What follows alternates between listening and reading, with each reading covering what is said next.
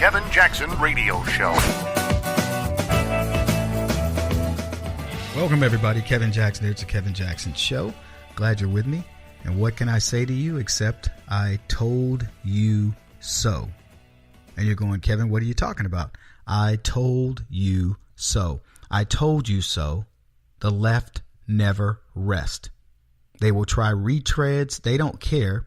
They don't care what the fake narrative is. They don't care if it destroys the country. They don't care if it destroys your life, the lives of your children, your grandchildren. It doesn't matter as long as they can figure out a way to feel like they're correct. See, they said Trump was a racist a while back, and that didn't go over very well. And so now we're dealing with this, the whole Charlottesville thing. I happened to be fishing. I was invited by a very good friend of mine who brought 30 men together for a men's fellowship, and we went fishing in Canada. And it was amazing. And the whole time we were there, who's got this printer going here? Shut this thing down. We got the breaking news of Charlottesville, Virginia, and the white nationalists that were marching there, who, by the way, happened to be a leftist paid by the leftists to start this rally. And then, of course, we had the Antifa people there. And all of this was on the backdrop of those Confederate monuments, those, monuments to white racism, if you will. These are monuments to Democrats. But why quibble over the truth? Yeah, so this whole thing breaks out. And I'm telling you guys, from the moment I saw these riots, I said it, I believe, on the show before I even left. I said, these are Democrat inspired. And all of this is to get this attention back on Trump. Just so for the record, because I know there are a lot of people out there that are scared. That's why you listen to the Kevin Jackson Show, KJRadio.com. And you can give us a call at 844-551-8255. But you're scared. And you're scared because you think this nonsense is going to work. You see, you're running on the muscle memory of the past, the muscle memory of the old guard Republicans who would take this racism and change their tune and backtrack and all this other stuff. We just posted a meme that talked about all the times Donald Trump was given awards for fighting against racism. If you believe at the grassroots level that this is going to work, you are ridiculously wrong. The left, the media is going to pound you with this. They're going to try to make you believe that all the world, the international community is condemning the racism of Donald Trump, when in fact it's only D.C. It's D.C. and a handful of paid silly Negroes like Nadal out of Missouri. We'll talk about her. And the Congressional Black Circus is coming on. And then, of course, it's the establishment Republicans, the rhinos, and we'll get into them. These are the guys that want to see Trump fail because they need him to fail. They need us to believe we have to have them. These are battered men, batterers, I should say. These are people who married us and they beat us up. And you know why? Because they kept saying, go out there. There's nothing better. What do you think's better? Who you think you got out there, girl? And you're like, nobody. Because the Democrats will beat you worse. So it's the lesser of the two beatings, right? The lesser of the two evils. And the Republicans have beaten us down. And they're telling you, if we can make Trump look bad, you're going to think we're pretty good in comparison, and you'll come back. We ain't coming back. We've been to rehab, baby. But they want you to believe this. I'm talking about the Romneys. I'm talking about the GOP. How many GOP people were so ready to dump Trump? They've been waiting.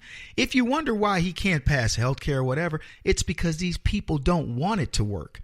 They're not as dyed in the wool as the Democrats. They have to play a very, walk the thin line of the political game. But at the end of the day, they don't want Trump to win. They want you to believe you need them. Tell you, folks, I was with Senator Rick Santorum. I was with Senator DeMint, fishing, Jim and Rick, and we broke it down. And I'm telling you what's going on the inside. Ralph Reed was there. You remember him? Ralph Reed, he's the Christian Coalition. Ralph done a good job of getting the Christian vote over to the Republicans. But He even said, despite everything that we did as Christians, it was Trump that dragged Christians over the finish line when he talked about abortion. Folks, the establishment wants Donald Trump to lose on both sides of this. And so they're going to fight against him. So that's why they were quick to jump off. These CEOs that decide, I don't want to be on the manufacturing council because, well, Donald Trump's a racist. Good luck, fellas. Let me tell you something. There are many companies who would die, company leaders, who would give their right, you know what, to be on the manufacturing council of Donald Trump. Trump says, I'll disband it. But he doesn't need to disband it. If I were counseling him, I'd say, don't disband it. Go find people who want to be on it. Go find others. There are many people who want to work with Donald Trump. Don't feel bad, folks. You listen to the Kevin Jackson Show, and I'm breaking it down for you. You are winners. Don't ever let them try to convince you you're a loser. They work hard at convincing you that you're a loser. And they're going to have to work 10 times harder. And no matter how hard they work, 100,000 times harder, it isn't going to work because you have a fighter in the man at the helm. You have somebody who, by their calculus, they can't do the math. Donald Trump is completely different. And we have to make sure he understands that we back him 100%. Don't feel bad about what's going on with him. Change it. Do something. Get involved. And guess what's going to keep on happening, folks? He's going to keep on performing. But guess what else is going to keep on happening? The world is going to do what it do, as Ray Charles would say. You're going to have terror attacks. You're going to have leftists outing themselves at every turn. Guys crying on TV. All this stuff. We're going to talk about a lot of it today because needless to say, I've been out of the loop. Fox must have called me. I couldn't get cell phone. I had no cell phone coverage. We had a sat phone where I was fishing. And Fox had emails in my box I couldn't even respond to. But I'll be back in the news. And let me tell you what I'm going to be doing. I'm going to be protecting Donald Trump. Protecting you. See, protecting Trump is protecting you. I don't consider him an icon for us, but I do say this. The guy, there's been no president that's worked harder, and that includes Ronald Reagan. No president. So when I tell you I told you so, I want you to understand these people will never let up. You think, oh, the racism's gone, the misogyny's gone, the whatever's gone. It isn't gone. It's just dormant. It's like a cancer waiting to reappear. That's what the left likes. They like to take your cancer out of remission. It's not even cancer. This is the Kevin Jackson Radio Show. Do you owe back taxes to the IRS or state?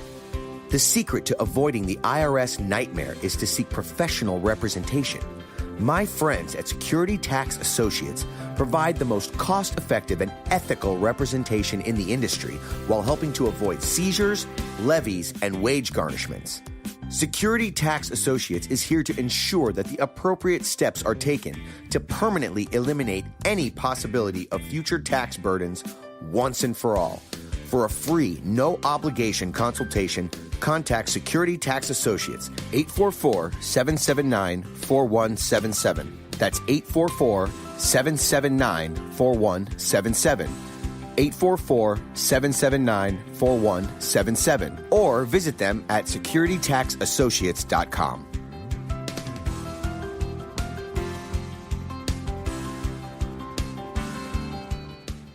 Beth Cook Moranville, author of Closer Than Your Breath, a book of hope. Hope, that wonderful, wonderful 4-letter word that you may feel completely out of. I wrote this book to give you great hope. It's not too late. If fetal position is an all too familiar place for you, I understand. If the next 60 seconds are too long, this book is for you. Wherever you are right now, whether you're dealing with divorce or death or sickness, take hope. You are going to make it through this pain. Don't roll your eyes. I've walked this road and I know it. The best is yet to come. Closer Than Your Breath, a book of hope from author and speaker Beth Cook Moranville, can be found on Amazon.com or Kindle.com. For more information, visit closerthanyourBreath.com or on Facebook at Closer Than Your Breath.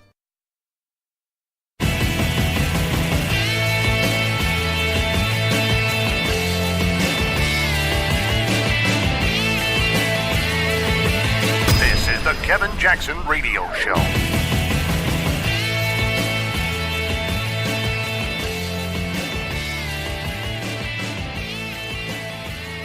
I know that this is a time of great fear and uncertainty for so many people. I know it's a time of concern for people who see our rights being assailed, being trampled on, and even being rolled back. I know that this is difficult, but I remind you that this has never been easy. We have always had to work to move this country forward to achieve the great ideals of our founding fathers. And it has been people, individuals, who have banded together, ordinary people who simply saw what needed to be done and came together and supported those ideals, who have made the difference. They've marched. They've bled. Yes, some of them have died. This is hard. Every good thing is. We have done this before. We can do this again. Welcome back, everybody. Kevin Jackson here. It's the Kevin Jackson Show, KJRadio.com. You can reach us at 844-551-8255. The left want to convince you that they are fun-loving, good people. Oh, yeah, they just want to all get along and what have you. And that was the former Attorney General, Loretta Lynch, calling for violence. Because that's what the left is about, folks. They're about violence. And I was with these gentlemen up in near the Alaskan border. Alaskan border, you know what I mean. I was in Canada, and we were fishing. And they were talking to me about crime and black condition and all these other things, because it's a curiosity among people, all people. Even Canadians wonder what's going on. And I said to them, and you guys have heard me say this, the left love their criminals. They have to have them. Rahm Emanuel is as close to gang bangers as he is to his own chief of staff. He knows them by name. They meet in clandestine places where they say, no, none of your people will ever go here, Rahm. But they meet and they carve up the world. People say to me, Kevin, how can Chicago have that kind of crime? And I said, because it's allowed. How do you think it exists? Rudy Giuliani didn't have a relationship with the shot callers, the gang bangers, the leaders of the dark side, the black, and I'm not talking about black people, but the black stuff, like the crimes that are not considered legit. He didn't have a relationship with them. His whole mission in life was shut that down. That's going to make the streets safer. In New York, at one point, got really safe. There's still remnants of it, but it's not nearly as safe. You didn't hear nearly as much about subway attacks and other crimes that would be committed on the street. But now it's starting to creep back the other way. Why? Very simple. You don't have a Republican running the city. That's the way it works. And so you've got a culture of criminality that's now coming back. It's condoned by the left. They love Occupy Wall Street. They love Black Lives Matter. That's why they put all their efforts into stealing money from you to fund these crooked groups, because they want you scared.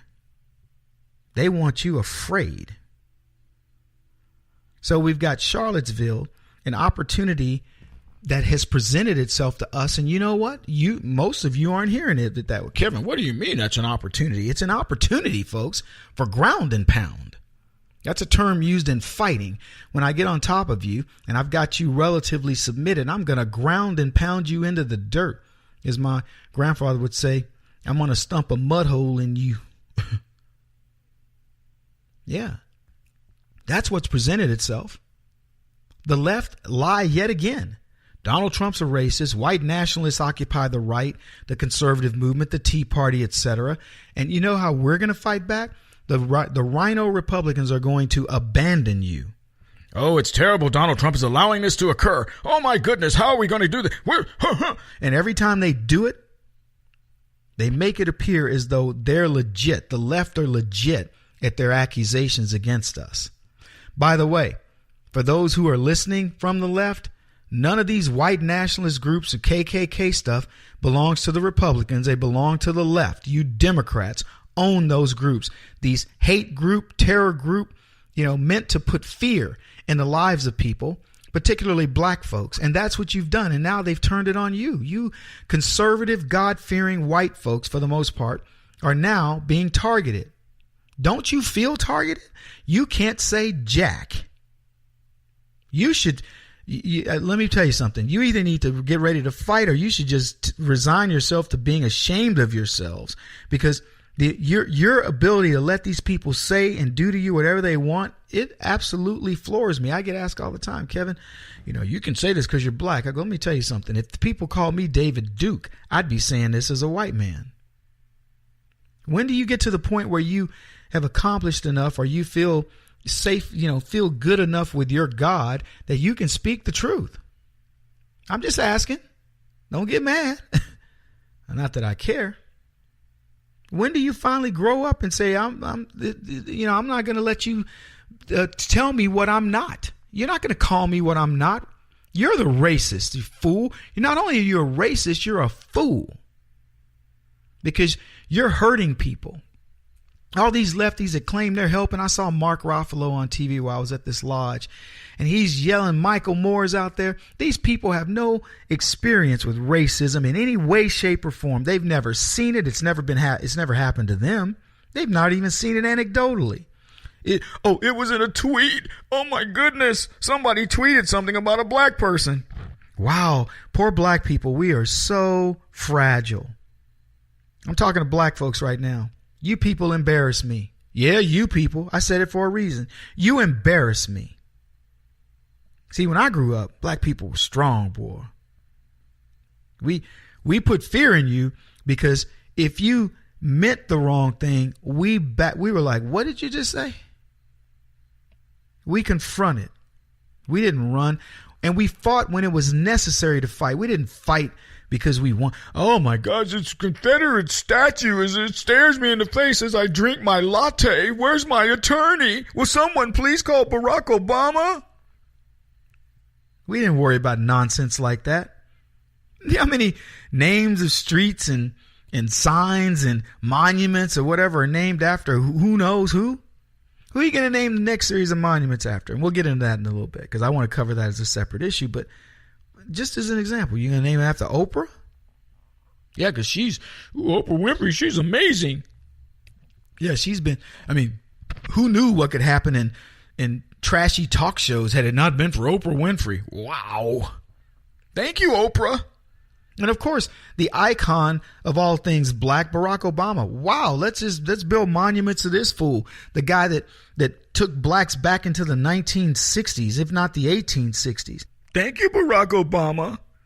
Let's build. How many statues do you think the left are going to want for this clown who practically ruined this country?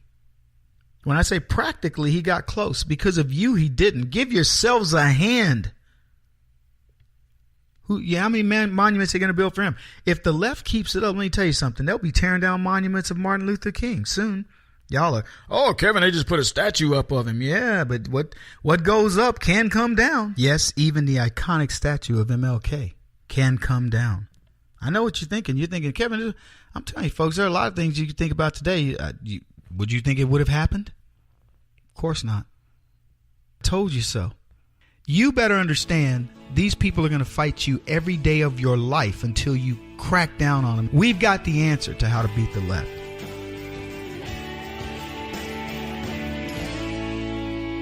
This is the Kevin Jackson Radio Show.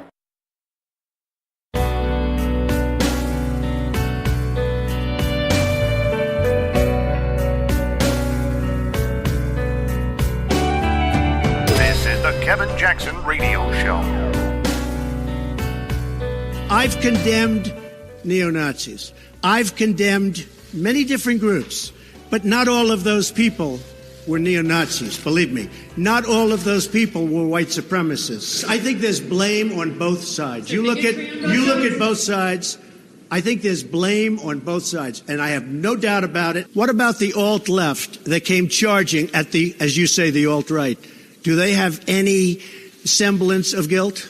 This is let me ask you this. What about the fact they came charging with clubs in their hands, swinging clubs? Do they have any problem? I think they do. There was a group on this side, you can call them the left, or you've just called them the left, that came violently attacking the other group. So you can say what you want, but that's the way it is. You had people in that group that were there to protest the taking down of, to them, a very, very important statue and the renaming of a park from Robert E. Lee to another name. Like nationalist? No, George Washington was a slave owner. Was George Washington a slave owner? So will George Washington now lose his status? Are we going to take down, are we going to take down statues to George Washington? How about Thomas Jefferson? What do you think of Thomas Jefferson? You like him? I do love Okay, good. Are we going to take down the statue? Because he was a major slave owner. Now we're going to take down his statue. So you know what? It's fine. You're changing history. You're changing culture. Welcome back, everybody. Kevin Jackson here. What Trump needs to condemn is he needs to condemn the Democrats. The Kevin Jackson Show is what you're listening to, KJRadio.com. Trump needs to make it very clear that the people who foment race, hatred, racism, call it whatever you want, the jealousy, all kinds of negative emotions are all leftist.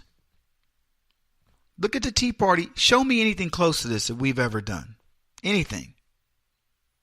It's ridiculous. Anyway, I want to talk about the various people who, well, I'm going to continue on with this ground and pound and why we have an opportunity to beat the left into submission here, because they, yet again, have brought up racism in the form of Donald Trump, and he's got nothing to do with this. This wasn't a Trump rally.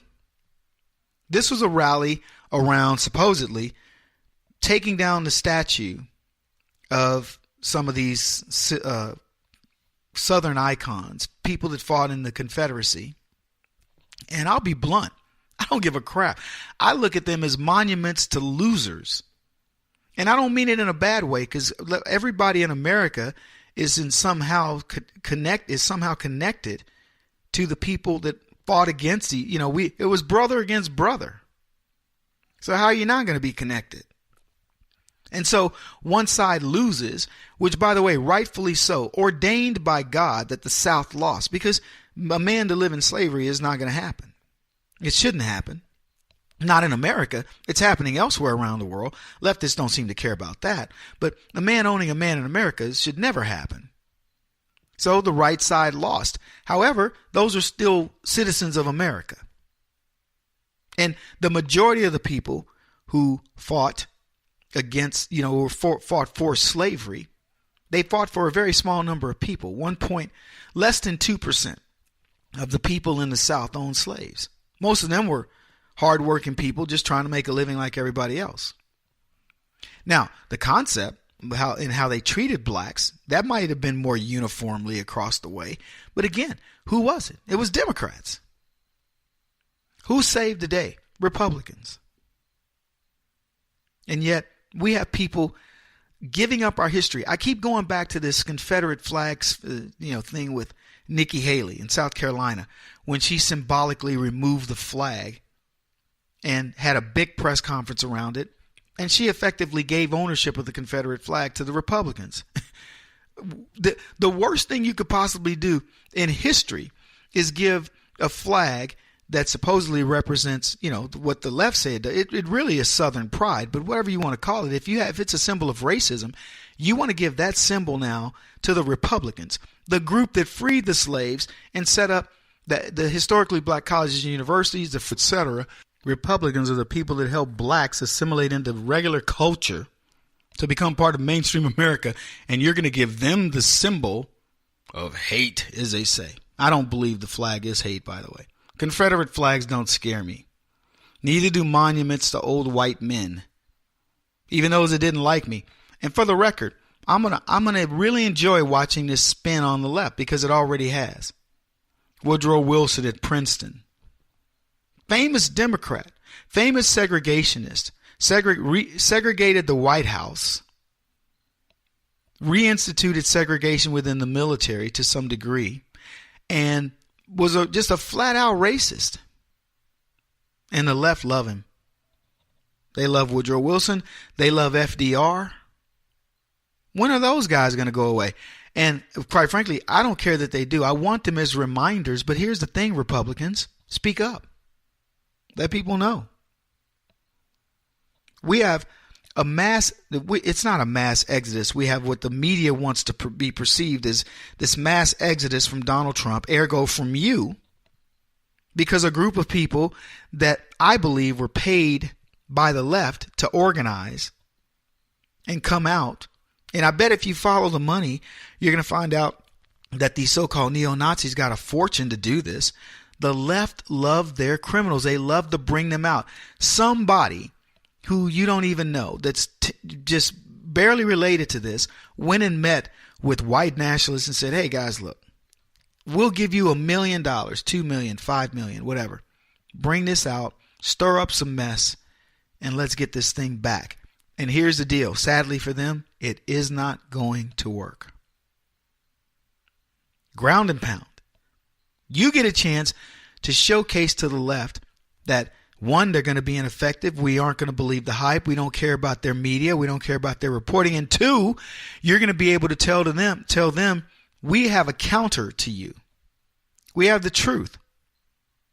And you can say it all you want. We're going to keep tweeting out the truth. We're going to keep building memes against you. I was talking to folks during my fishing trip about why is it so important that we have, and I'm going to use my group, the Tea Party Community, teapartycommunity.com. Why is it so important that they exist? It's a very simple reason.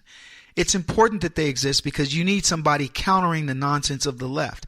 And you need somebody not like the soon-to-be bankrupt Tea Party patriots led by Jenny Beth Martin, who's done nothing.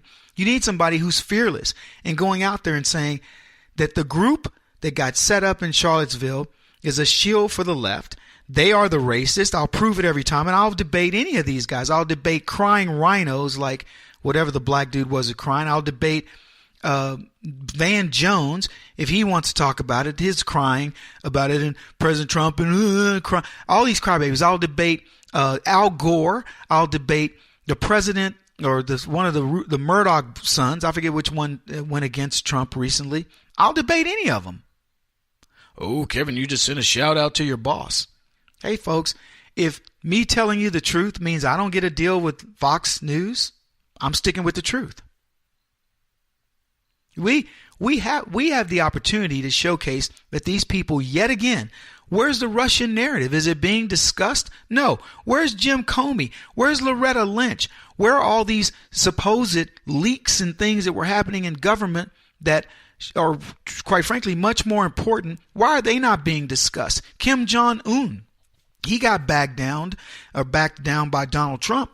He's going to bomb Guam. Yeah, and we're going to bomb you. What about this economy? Oh, Kevin, the stock market is suffering. The stock market is fickle. It'll be back over 2,200 and watch it. It'll go higher than that. Trust me, folks. You have a guy at the helm who's ready to fight for you. And he wants you to keep delivering ground and pound. There's only so much Trump can do. And what they want him to believe, the left, they want him to believe that people are abandoning him. Donald Trump's being abandoned.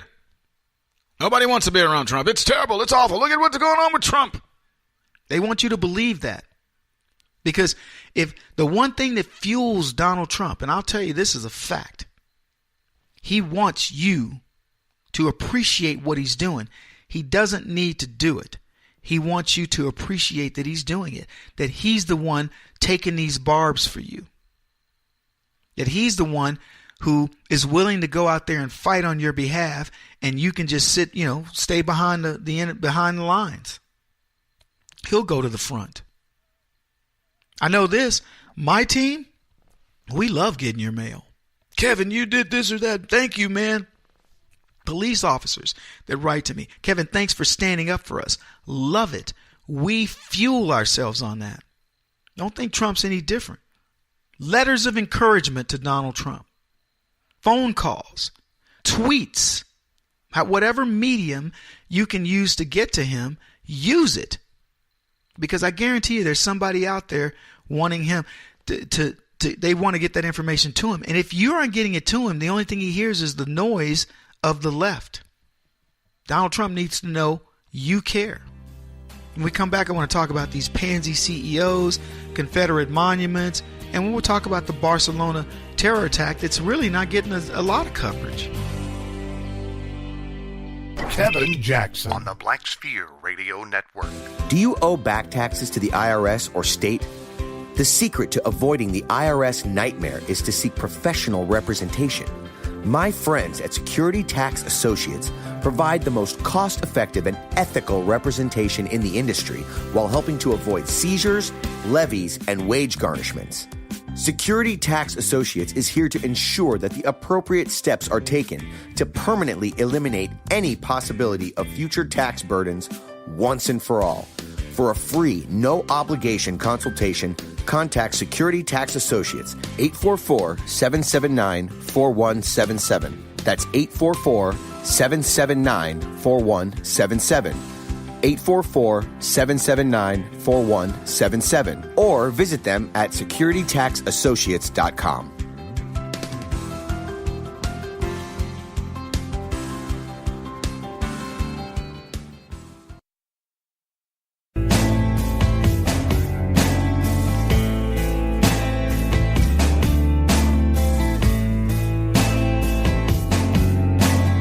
Putting an end to identity politics. This is the Kevin Jackson Radio Show. All right, everybody. Welcome back. Kevin Jackson here, KJRadio.com. Back from a week of being completely out of the mainstream. I mean, very little news, no access to, very little access to the internet, etc. I know I did not go on Facebook one single time while I was gone. It's just been crazy. And as much as, and for the record, there were a bunch of us. There were 30 total people there, 3 kiddos, and then the rest of us men, and very accomplished people that had to unplug. And it was difficult to do. But we did get some, we had TV, so we could certainly do that, but all we could do is scream at the TV. I felt very helpless. And Fox was, Kevin, can you come on? Can you come on? No, I can't come on unless you got a private helicopter and private jet that's going to fly me back to Vancouver. I can't come in. I'm nowhere close to civilization. But now I'm back. And when I got back into the mainstream, I was like, so this is a dump on Trump scenario here, right? Let's see how much we can pile on him and what he's going to be. Will he be able to take it? Because that's what we're talking about. It's pounding Donald Trump, trying to do ground and pound, trying to make him submit, become what we want you to be, conform to what we say you are. And the place where they tried to hit him the hardest was with these CEOs. These CEOs, Donald Trump's a terrorist.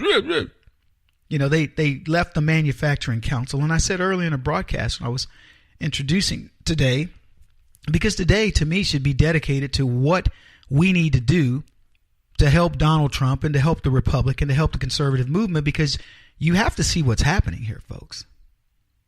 I don't need to tell you that when the left sets a narrative, they don't like it when you fight that narrative.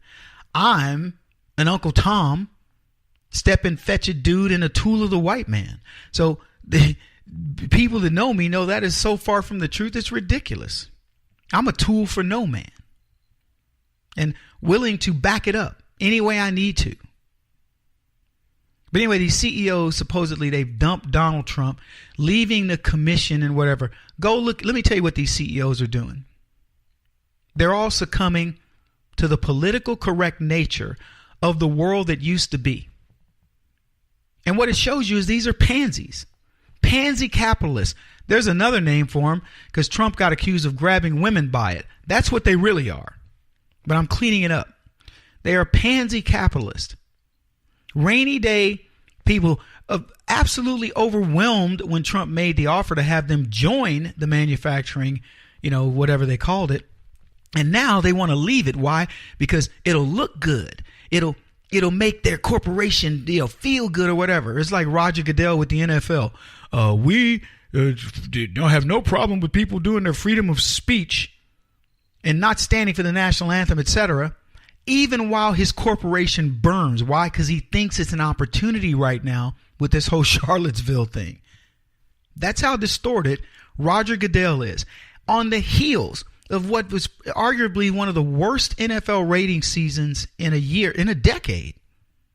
He's right back to saying, no, Kaepernick didn't do anything. I want to side with the players and want to speak out against a country that lets 68, almost 69% of the NFL have young black millionaires. And he says, I want to placate you guys by being down for the cause. He doesn't care about his stockholders. He doesn't care about the fans, the stakeholders, the people who enjoy that sport. He wants to make his stance. probably go down in history as being the most progressive NFL commissioner ever. That's what he's up to. And these other capitalists, they're looking at it and saying, this is going to be good for us. They think this is going to be good for them. Let me ask you this. Do you think what Roger Goodell said is going to help the NFL? Is it going to help players? These are high-paid little princesses that get out there and do a sport that most people would do for free. And they make millions and millions of dollars, and they let the young black ones come and be disruptive. Notice this. White kids aren't being disruptive. Name your sport. Baseball, are they disruptive? Football, hockey, even in a sport that they dominate, hockey, they aren't disruptive. Basketball, what? What sport do white kids are, and they're going, man, we need to be down for the white folks.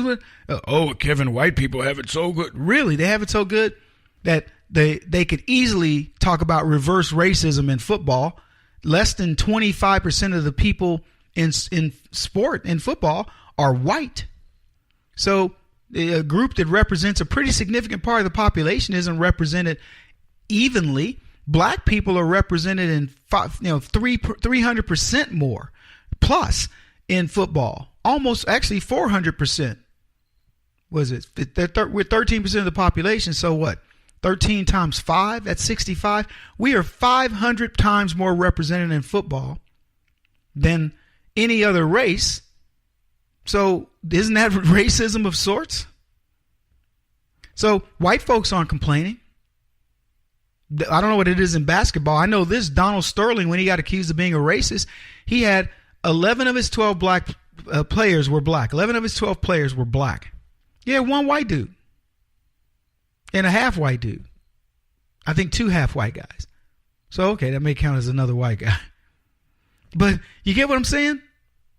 They aren't complaining. The white guy on that team, hey, you know what? It ain't enough white people over here. I feel like we're not fairly represented, blah, blah, blah. No, he just plays ball. And then black folks wonder why they don't get employed. Why? What you want?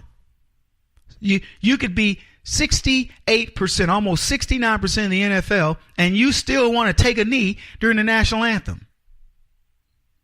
And the corporate CEOs, these sellouts, every one of them, you should find out who they are that jumped off the Manufacturing Council, write letters to them, blow up their phones, let them know we do not appreciate what you did.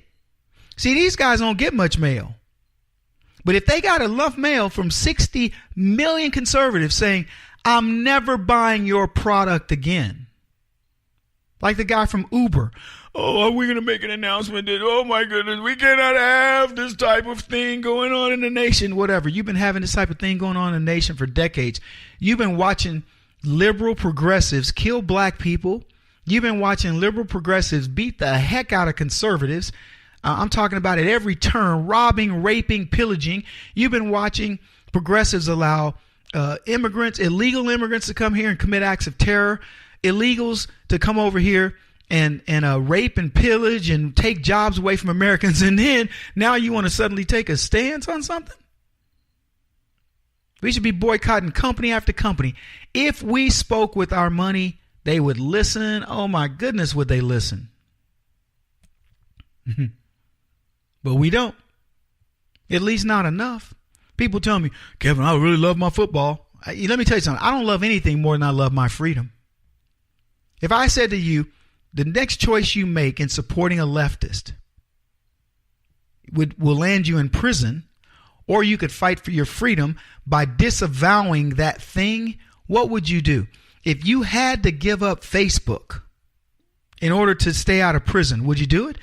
If you had to give up football or basketball or something else, would you do it? If you couldn't go to a movie ever again in your life and pay for it, you can get it on Netflix or you can get it at home, but you can't go to a movie, what would you do? Would you give up your freedom or would you go to the movies? Because I can answer fast. I would do none of those things. This isn't a choice between I have to give up shrimp and, oh my gosh, I have to give up seafood. I love seafood. I could never eat seafood again, Kevin. No, this is a choice between you supporting something that you are absolutely against, and suddenly, and you tell me I can't do that because, well, my freedom, Kevin, isn't as valuable as me going to a football game. And I beg to differ. I bet you this. I bet you nobody's actually posed that question to you. See, it made it easy for me. When I see leftists and I love so-and-so as an actor, Kevin, I don't know, I just feel like, we got to learn how to set the boundaries. Okay, so you want to go see Matt Damon in a theater. You want to go see Mark Ruffalo, whatever. You want to watch a Michael Moore film, or you want to watch a De Niro or Tom Hanks or whatever. I'm doing none of the sort. These people must feel the angst, what's going on with you. They have to feel it in their wallet. And that's why I keep coming back to these CEOs. Let me tell you something, folks. Donald Trump does not have to beg CEOs to do anything. We have a Fortune 500. You give me the Fortune 100, give me the top manufacturers, and I'll pick them. And if they go, I don't want to be on it, go to the next series. And if they don't want to do it, then give it to somebody else. And then bring them to the White House. Show them off. Make those people that are supporting what you do, make them the bells of the ball. Find the competitors to everybody who jumped off the council and let Donald Trump start tweeting about their businesses and watch what happens. You're going to watch these suckers beg Donald Trump to come back onto that council because they need him. He won't stop until he's the top-rated radio talk show host in America. What kind of weird competitive freak are you? This is the Kevin Jackson Radio Show.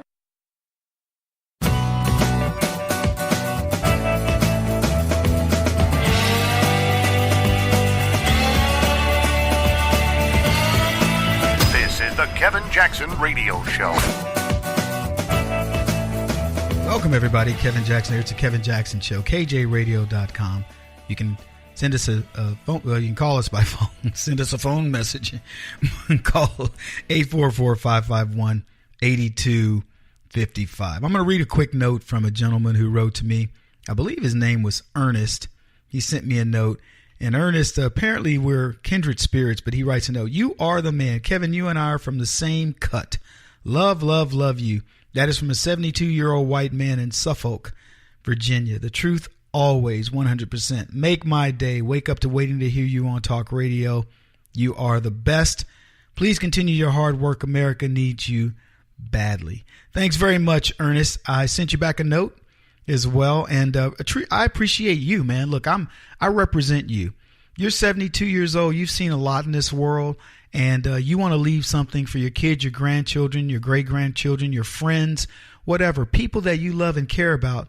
And you're watching this nation, a nation you no longer know, just go down a path that you never, in your 72 years of life and your 67 plus years of awareness from about the time you were 5 years old, you would never have dreamed that this nation would become what it is today.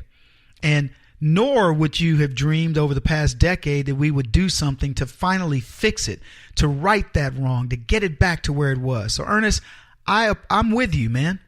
I mean, we are kindred spirits, and there are many people like you. You hear my voice. You don't think of it as black or white or whatever. You don't think of me as rich or poor. You think of me as American. And that's what I love about what I do. If you don't know who I am and you were to hear my voice, you would just think this guy is a patriot and he understands right from wrong. And it doesn't mean that I do right every single time. But what it does mean is that when I do wrong, I recognize it and I adjust in order to go towards righteousness. I mean, I was talking to one of my friends. He's going through a pretty rough time, family issues with an adopted son, and he's going through a divorce. And he's still doing for this, his soon-to-be ex-wife and his kid. And I'm asking him, why are you doing this? He says, because I asked him point blank, do you want to get back with her? He says, no. She got mad at him because he went to help her in California because her son's in jail, probably going to go to prison. And he says, I just feel like I still owe him. And he goes, I need to do good deeds. And I go, why? Do you think those good deeds are going to make you any better when you stand before God, knowing the type of person you have been, even though you've corrected yourself in many ways? You've healed your evil ways. We all have. Do you believe you're going to stand before God and go, wow, God, I helped my soon-to-be ex-son, get out of jail so that he could continue to do these crazy things that his mom's been letting him do for decades? No. God isn't going to look at you any differently.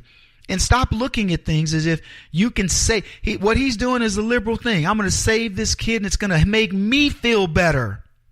This is one of my best friends.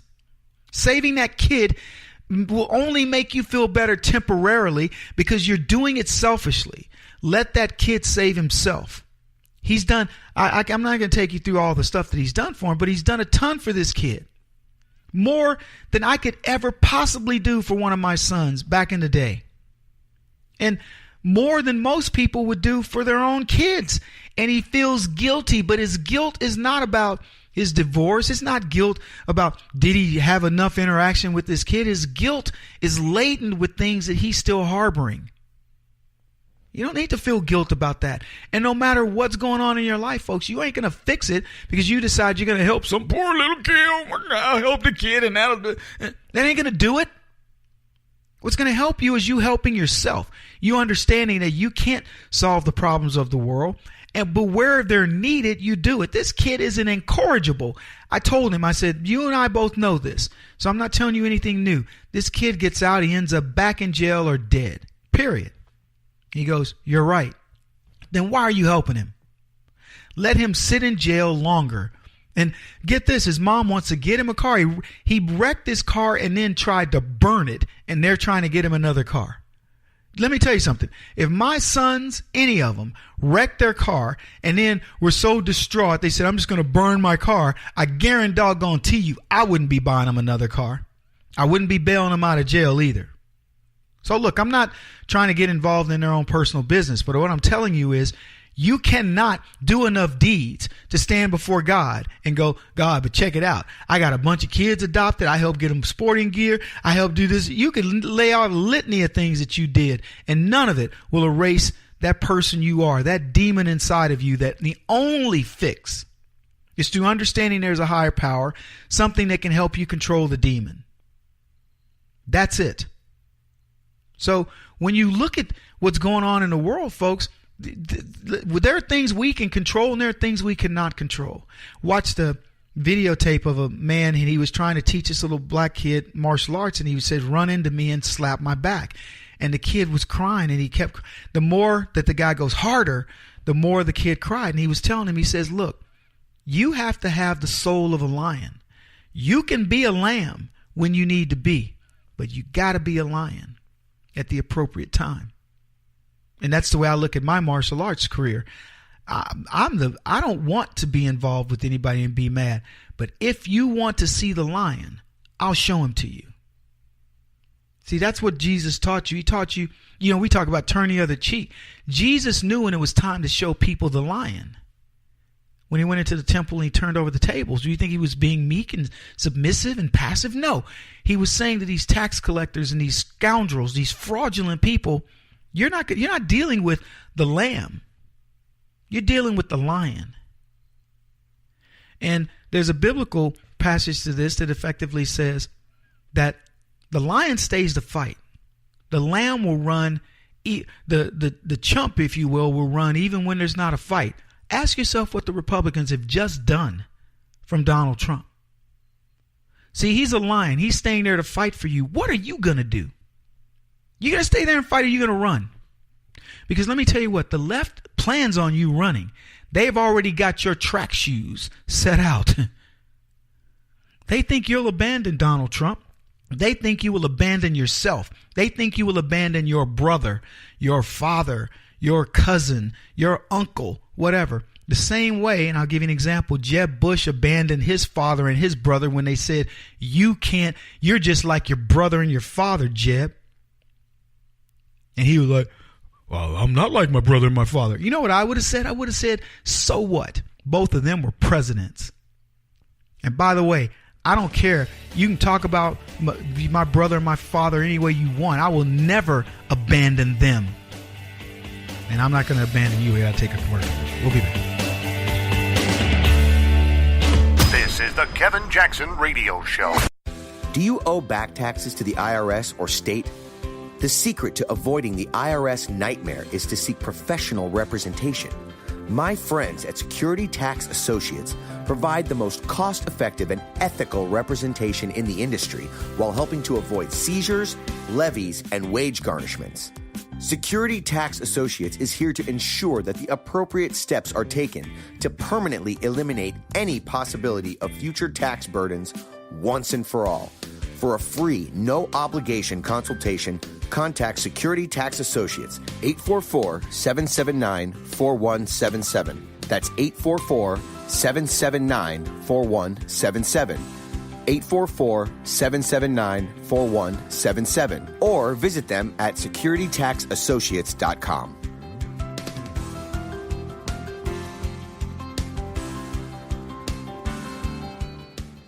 Beth Cook Moranville, author of Closer Than Your Breath, a book of hope. Hope, that wonderful, wonderful 4-letter word that you may feel completely out of.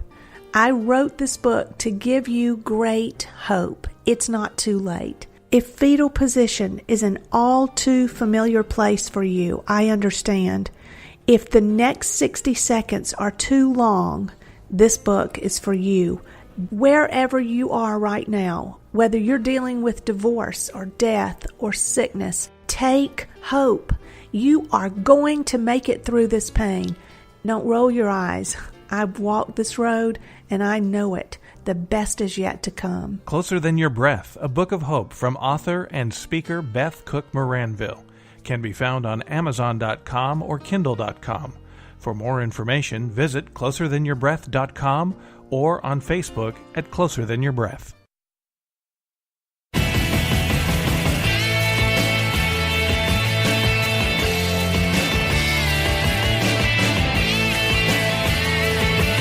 This is the Kevin Jackson Radio Show.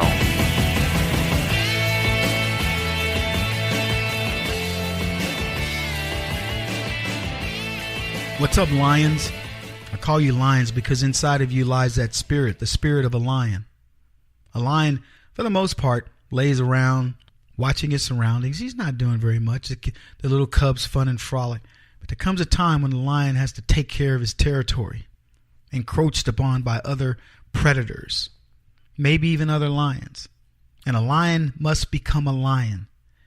I've seen these nature shows where the pride lion, or usually there's two, and they go out and those brothers, patrol the area, then they come back together. And if another couple of brothers come along to try to dethrone them, they got to show that they're lions. But if you just were to see them dealing with their families, the male just pretty much sits over majestically doing nothing. And occasionally a cub will come over and bother him, and then he'll play for a little bit. And the mothers do the same thing. But when they need to be lions, they're lions. And it's vicious. And let me tell you something, folks. You live in a vicious world right now. That the Barcelona attacks teach you anything? You know how many Muslim terror attacks there have been since the last big terror attack? I guarantee you there have been hundreds. And now we can start the clock ticking on Barcelona because they had one person killed and 20 injured. Then suddenly there were dozens killed and hundreds injured in a second attack. And guess who took credit? The Catholic nuns, the convent of the blah, blah, blah? No, Islamic terror. But it's being drowned out in the noise of what? Confederate monuments in Charlottesville, Virginia, that's got nothing going on except meddling by white racist leftists. All the things that, when you hear KKK, white nationalism, whatever, you are hearing Democrat. And the sad part is we're not hearing that ourselves. Even as conservatives, I heard Donald Trump say there's two sides to this. No, there's not. There's one side to this. The Democrats, they're fighting themselves. That's what the statement from the White House should have been. These people are fighting themselves. They don't even know who to fight. You've got Antifa marching against the KKK, both of whom are products of the Democrats, products of the left. So what do you do? How do I fit into this? Well, I'd be asking Donald, if I was Donald Trump, I'd say, tell me where I fit. I didn't endorse anybody. I don't fund these fools. You know who funds these companies, these organizations? Leftists. And they do it by stealing tax money from hardworking Americans, and they fund them. And as a matter of fact, before I came out here to do my press interview, I wanted to give you guys some numbers. Black Lives Matter got this much from Obama. Occupy Wall Street got this much. Antifa is being funded this way. Soros funds this. So-and-so this. What do you mean there's two sides to the story? What's the second side? Somebody let me know. So we got groups of Muslims all over the world attacking people. And then we've got people in America, the left, pretending to attack and looking for a person to become the next martyr of the movement. They got some white chick that died. I don't know her name. Saw her mom come out in a press conference. Well, the president called me, and I don't want to talk to the president because you're like, okay, so who paid you off? Her daughter died. Trump didn't run her over. It was after he said something, blah, blah, blah. What did he say? I want to wait and get all the information. I said that about Michael Brown. People call me, Uncle Tom, you're such an Uncle Tom. You have to wait to hear the outcome of it before you can make a statement pro-black. Yeah, because I don't usually like endorsing thugs, cop killers, attempted cop killers until I know all the evidence. But that's where we are. We have false narratives, fake news narratives, CNN, all these people. Donald Trump's been abandoned by the manufacturing council. Business people don't like him. Donald Trump's being abandoned by Republicans. Romney has abandoned Trump. Whoa, Romney did? Oh my gosh. What are we going to do? Romney abandoned Trump. How will he handle it? Who else who else abandoned him? Because, boy, now I got to get on the bandwagon. This is crazy, folks. Terror in the world.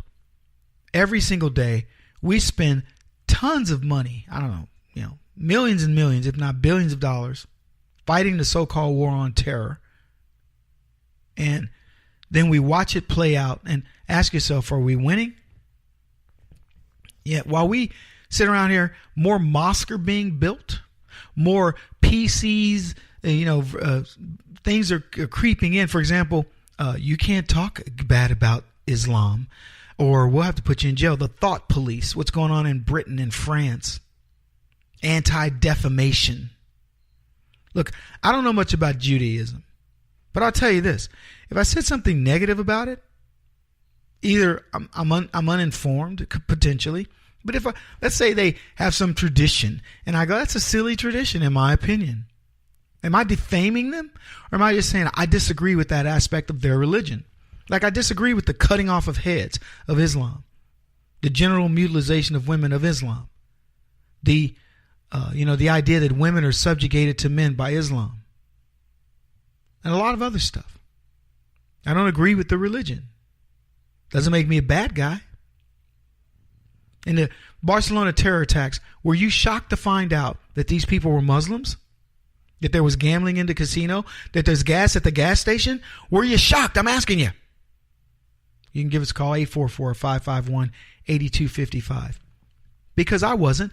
When the minute the attack happened, I was, as I said, fishing in Vancouver. I see the news and I go, it's a terror attack. And then immediately Fox News goes, we're not sure of the motivation. Fox News. And I said, oh yeah, we are, Fox News. We're sure of the motivation. We know exactly what this terror attack is about. So then later on, we find out that he's a Muslim guy who rented a van and then ran the van into people, blah, blah, blah. And I said, you know what? We're lucky that the van didn't explode, that it wasn't one of these, Timothy McVeigh cocktail of, fertilizer and diesel fuel kind of things. But I knew it. You knew it. The world knew it. We knew who the culprit was. And it wasn't a lone wolf attack or anything like that. It is an attack by Islam, by ISIS, coordinated. And they wanted to do more damage than they actually did. So nothing surprised me by this. But what does surprise me is that we are still fighting this nonsense battle of, is Trump a racist? Trump's not a racist, and he's proven it. And we posted a graphic on it that shows all the awards Trump has been given anti-racism. Sharpton and Jackson have both honored Trump as being not racist. But ask yourself, does it matter now, or is the narrative more important? Because I think you know the answer. They want Trump to... this is the era where they'll take down all the Confederate statues and other things, and I'm trying to figure out what do they think they're going to gain from that. You rewrite history and replace it with what? Fake history? You're going to replace all those statues with statues of Barack Obama? When we get back, I want to talk more about these Confederate monuments and the need for them to come down and the impact this is not going to have, that it will have on the left and not on the right. It's going to be shocking.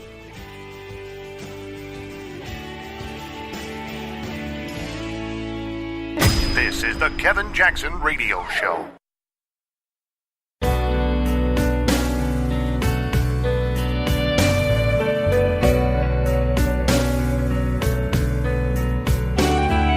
This is the Kevin Jackson Radio Show. Welcome back, everybody. Kevin Jackson. It's Kevin Jackson Show. KJRadio.com, 844-551-8255. I told you guys this was going to keep happening. Don't sweat it. Donald Trump will have turnover in his administration, and lots of it, because he's going to tweak the formula. That's what good people do. That's what good leaders do. They will tweak the formula until they find the team that can make it happen for them. He tweaked the formula during the election cycle, and he won an election against overwhelming odds. And so the DC looks at it as, when they look at turnover, they say, oh, there's a turmoil in the White House because, Donald Trump can't keep this person or that person. That can be true. For example, when Barack Obama was trying to get people into his cabinet, and they were finding out they were tax cheats and all kinds of stuff. That's turmoil. Turmoil in terms of, I'm going to put the best people in place, is not turmoil at all. That's business as usual for a businessman.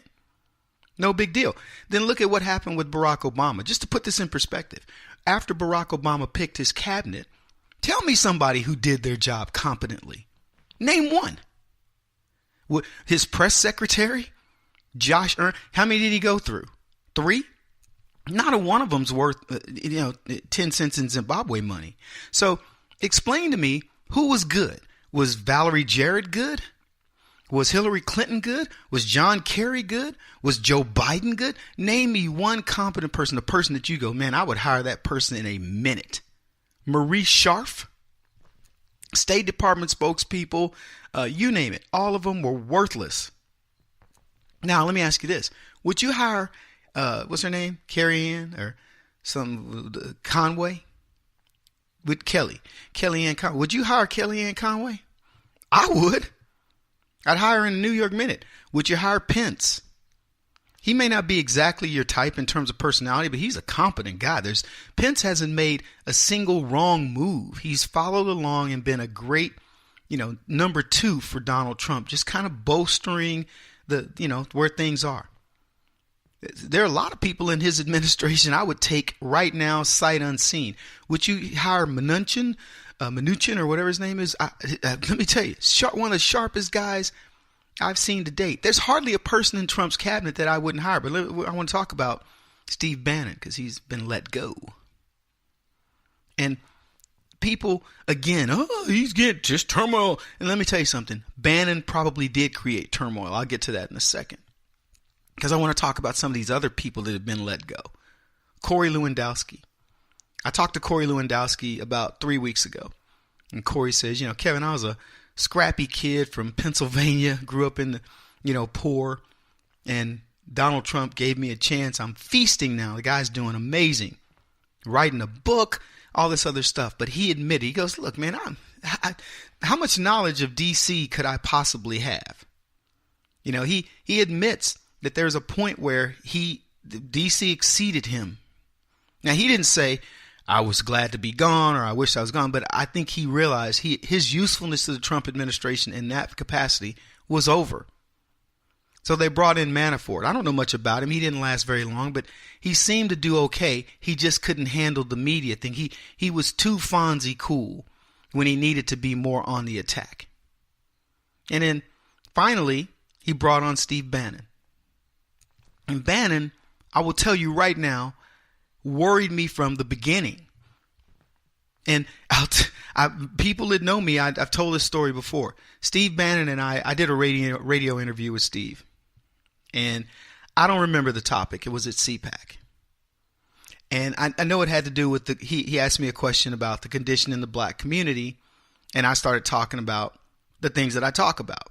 These are problems brought on by liberalism, etc. And thinking that Breitbart Radio was going to be, my answer would have been the same regardless, but thinking that Breitbart Radio would be a friendly in the sense, I just said, well, look, here's the problems plaguing the black community. And Bannon starts pushing back. First, like, well, Kevin, surely you can do this or that. And you can concede this point to the left. And I'm looking at him like, no, I can't concede that point. And here's why. And then he pushes harder. Yeah, but you did, and he starts becoming argumentative. And it gets to the point on the radio show where I'm like, look, man, I don't know what side of the aisle you're on this subject, but I know a lot more about it than you do. And what you're talking about is nonsense. And after that interview, I was like, I literally got it from the table and was like, this was like interviewing with Tom Hart, some leftist, or Al Sharpton. And then I went to research Bannon, and he's a middle of the road kind of guy. And quite honestly, I think he's a left-leaning conservative or left-leaning moderate at best. Many of his ideas are Hollywood-based. And don't misunderstand me, Breitbart, I met Bannon earlier when he was in Quincy, Illinois. That was the first time I met him. And Breitbart introduced him as his business partner. I was like, oh, hey, good to meet you. But I didn't spend any time with him. And Breitbart wanted to reach across and spread the gospel, if you will, of conservatism to Hollywood and other places. But he was in no way a leftist, in no way. And Bannon, who was his right-hand man, was a product of that environment, and I believe is lefty to a big point. So, and he'll call himself a fiscal conservative, but a social liberal. And look, let me tell you something, folks. There's no such thing. You are a social conservative if you believe that two people wanting to be together is none of your business. What makes you a social what makes them go against us, and when we're talking about that, I was using a gay marriage an analogy there, is when we say, look, you're not legislating your gay marriage, you're not legislating your lifestyle on me because I don't really care. I can choose who I want to be around, and if it turns out that you're gushy gooey gay and I don't want to be around it, I'll just not be around it. I'm not going to be against it, but I'm certainly not going to let you legislate for it or subject myself to it. And that's my individual freedom to do what I choose.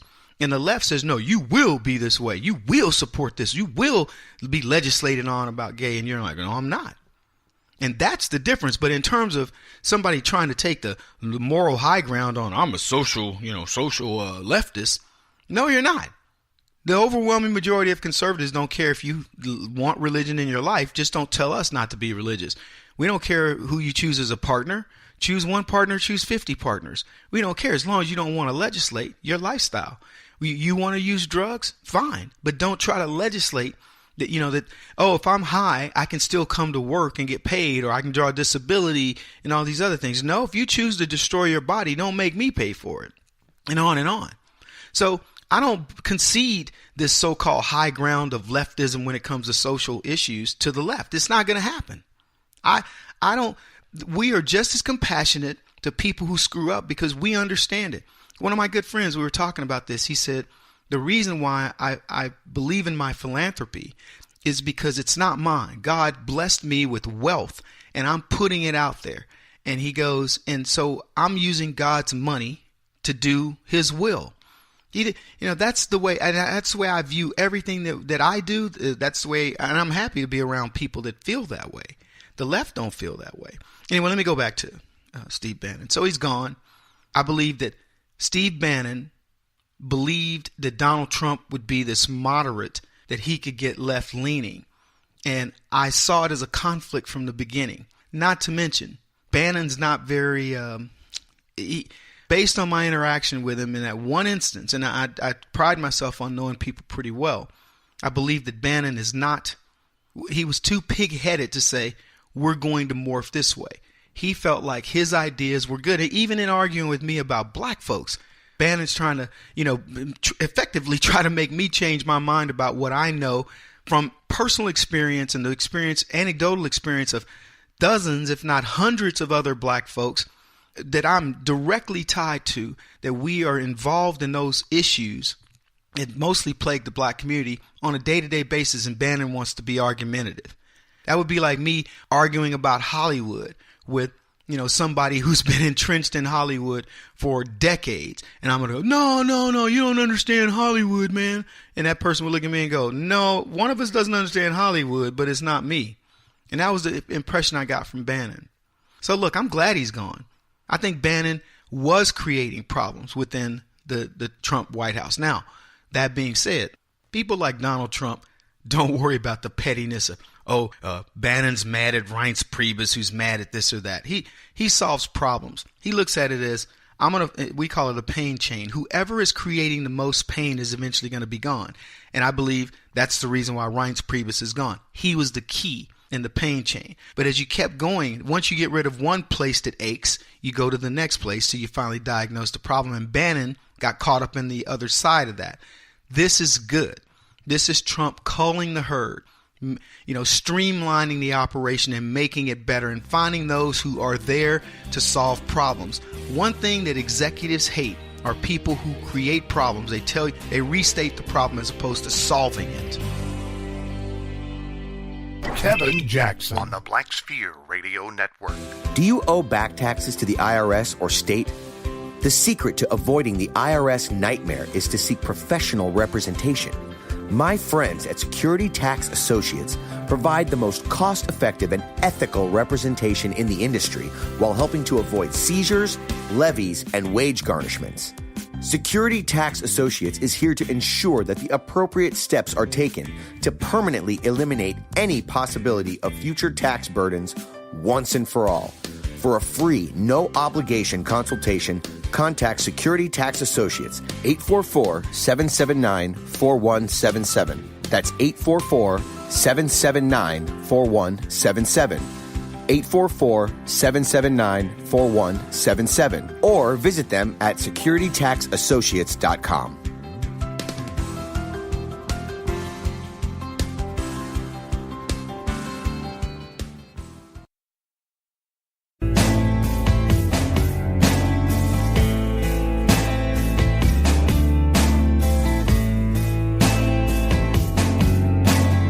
Putting an end to identity politics. This is the Kevin Jackson Radio Show. Welcome back, everybody. Kevin Jackson here, talking to you about racism.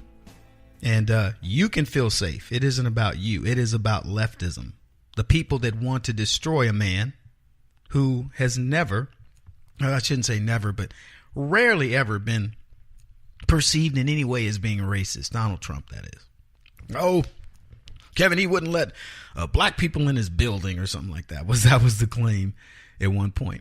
Part of a class action lawsuit against these luxury buildings where nobody wanted to let black people or derelicts into the building. And I'm not saying black people are derelicts. I'm saying he didn't want to let people, let's just break it down for you, poor people into these buildings. That was it. It was a class action lawsuit, and the Trump family, I don't know, they somehow settled. I'm not exactly sure how. But the fact of the matter is that when you build a luxury building, you want a specific type of clientele. You want to, when people, I don't know much about New York, but when people go, well, where you live? I live on the Upper East Side. That means something. I remember when I lived in Plano, they would say East Plano or West Plano, and West Plano was the place to be. That's where all the athletes and the business moguls and people like that live. So you'd say West Plano. Oh, okay. And then you could get even more specific. Are you in Brentwood or are you in Wildwood? You know, there were different areas. And if you said, oh, I'm in Willow Bend. Oh, well, you know, that's what you're buying. And for the record, that's what you are buying. Now, you know what they're doing in New York, and I'll use them as an example. You have to have a certain amount of, in your luxury building, you have to make a certain amount of these apartments for people that can't necessarily afford them. And so the building people are saying, okay, fine. And they're putting a door that will lead up to those apartments on the side but your doorman place is only going to go through. In other words, everybody doesn't enter through the doorman. And so even when they try to segregate it and make these people do these things, the capitalists get around it because they're going, look, I didn't build this building so I could have some dude who looks like he's a homeless person walking through the front and getting doorman service or hobnobbing with these other folks. Now, the argument on the left is, well, you have to let these people see the other side. And I agree. I saw the other side. My family worked for a wealthy family. You see, the problem with the left is they say, no, we're going to force you to integrate with these wealthy people. That builds resentment. But my grandparents worked for a wealthy family who then said, you know what? I like your work ethic. Let's meet your family. They met, me and my brother and I, and said, we like these kids. Let's do something for them. They volunteered to do something for us. This wealthy white Republican family said, you know what? They're more than servants to us. They are part of our family. And they sent my brother and I to military school and did much more for us. We traveled with them and a bunch of other things. So all I'm getting at here, folks, is you're looking at the way that the left tries to do things is always through separation and creating some sort of animosity and angst and you name it. And so what are they doing now? Confederate monuments. Homages to the ancestors of people who were part of this country. These are American citizens. They may have revolted, but that's our history. So Robert E. Lee is under attack. And by the way, there were many of these so-called Confederate generals who fought for the South, but who in no way condoned slavery. When it was over, they were right there along with blacks, slugging out. It was a very small group of people, let's just call them what they are, elitist white Democrats who wanted to keep slavery because of our, we having an agrarian society. They wanted free labor to tend their crops. If you lived in, this is Georgia, southern Georgia, where the humidity is in the summer is 95 degrees with 80% relative humidity, trust me, you don't want to pick that cotton. So you wanted slaves. I was talking to some kid the other day. I won't say who because he's a pretty famous kid. And I asked him, do you want a slave? And he kind of looked at me. I said, look, I'll just go ahead and admit it. I want a slave. I like a lot of them. I have things to get done that I don't want to do.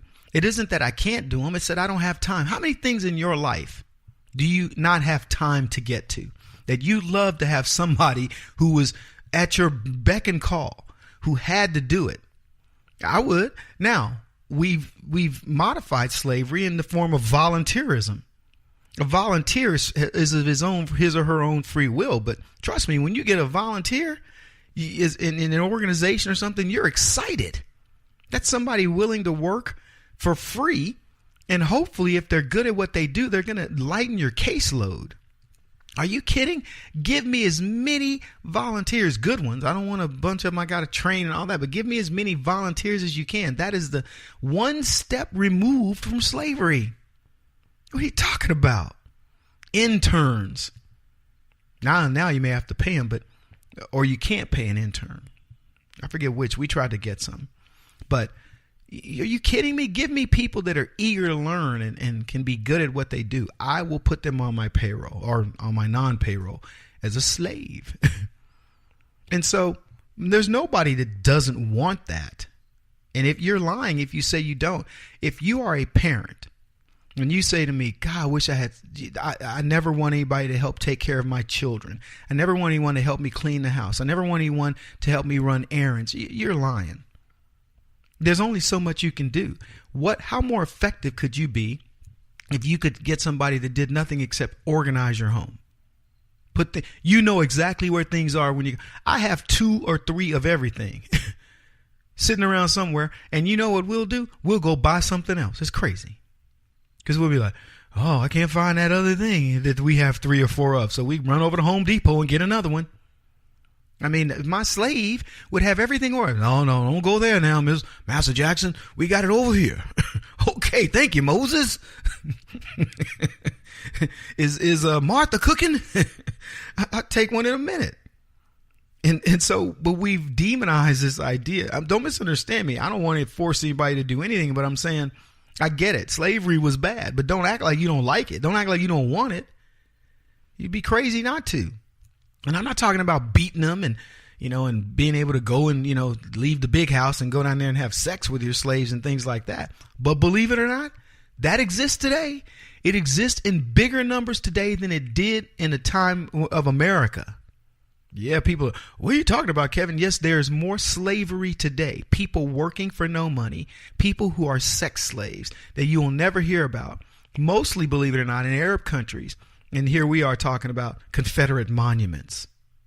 Ask any black person. So is slavery, when you pass by that monument before, and before you even knew who it was, because most of the people that pass by these monuments couldn't name the person on it, haven't gone up even to read it. But suddenly somebody got them incensed. Do you know that's a statue of Robert E. Lee? Oh my gosh. As if Robert E. Lee can come off that horse and beat you up or take that horse and trample you.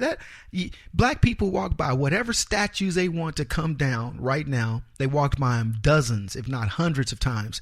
Maybe thousands they passed by them if they drove to work or whatever. Didn't have a care in the world. And some white leftist goes, you need to care. Why? You need to care about the Confederate flag. It could beat you. It could do something crazy. It could smother you in your car. I'm not afraid of the Confederate flag or any Confederate people or whatever. And I said before, guys, that is nothing more than an homage to you getting your butt kicked trying to keep my people in slavery.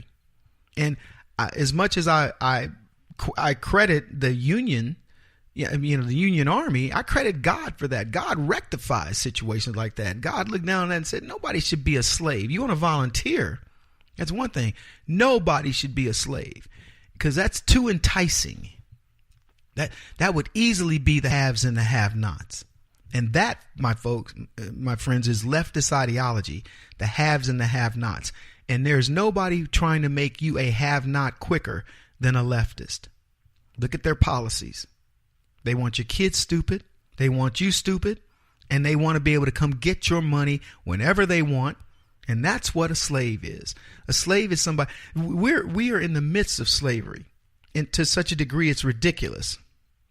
I mean, you work your whole life and you pay your taxes. I think August 19th is the day your taxes are paid. You're a slave. You don't even know it. But anyway, Robert E. Lee, they don't want you to go remembering these old Confederates because we have new icons, folks. We have people like Michael Brown Jr. And I'm going to make you a bet. Soon, there will be people wanting the MLK statue to come down. It won't represent what it represents today. You guys think I'm crazy. But here's the good news. Eventually, Democrats will get around to cleansing themselves. Because as they keep this spiral going, you're going to start getting these icons like FDR and LBJ and others. He won't stop until he's the top-rated radio talk show host in America. What kind of weird competitive freak are you? This is the Kevin Jackson Radio Show.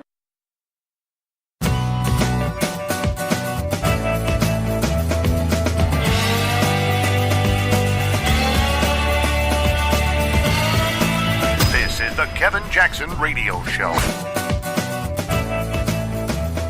Welcome, everybody. Kevin Jackson here. It's the Kevin Jackson Show. KJRadio.com is where you can find us. 844-551-8255 if you want to call the show. So the mother of the victim in the Charlottesville, Virginia, they got ran over. She won't talk to Trump.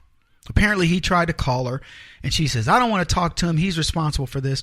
I want to explain something to you guys right now. First of all, the left lives on muscle memory.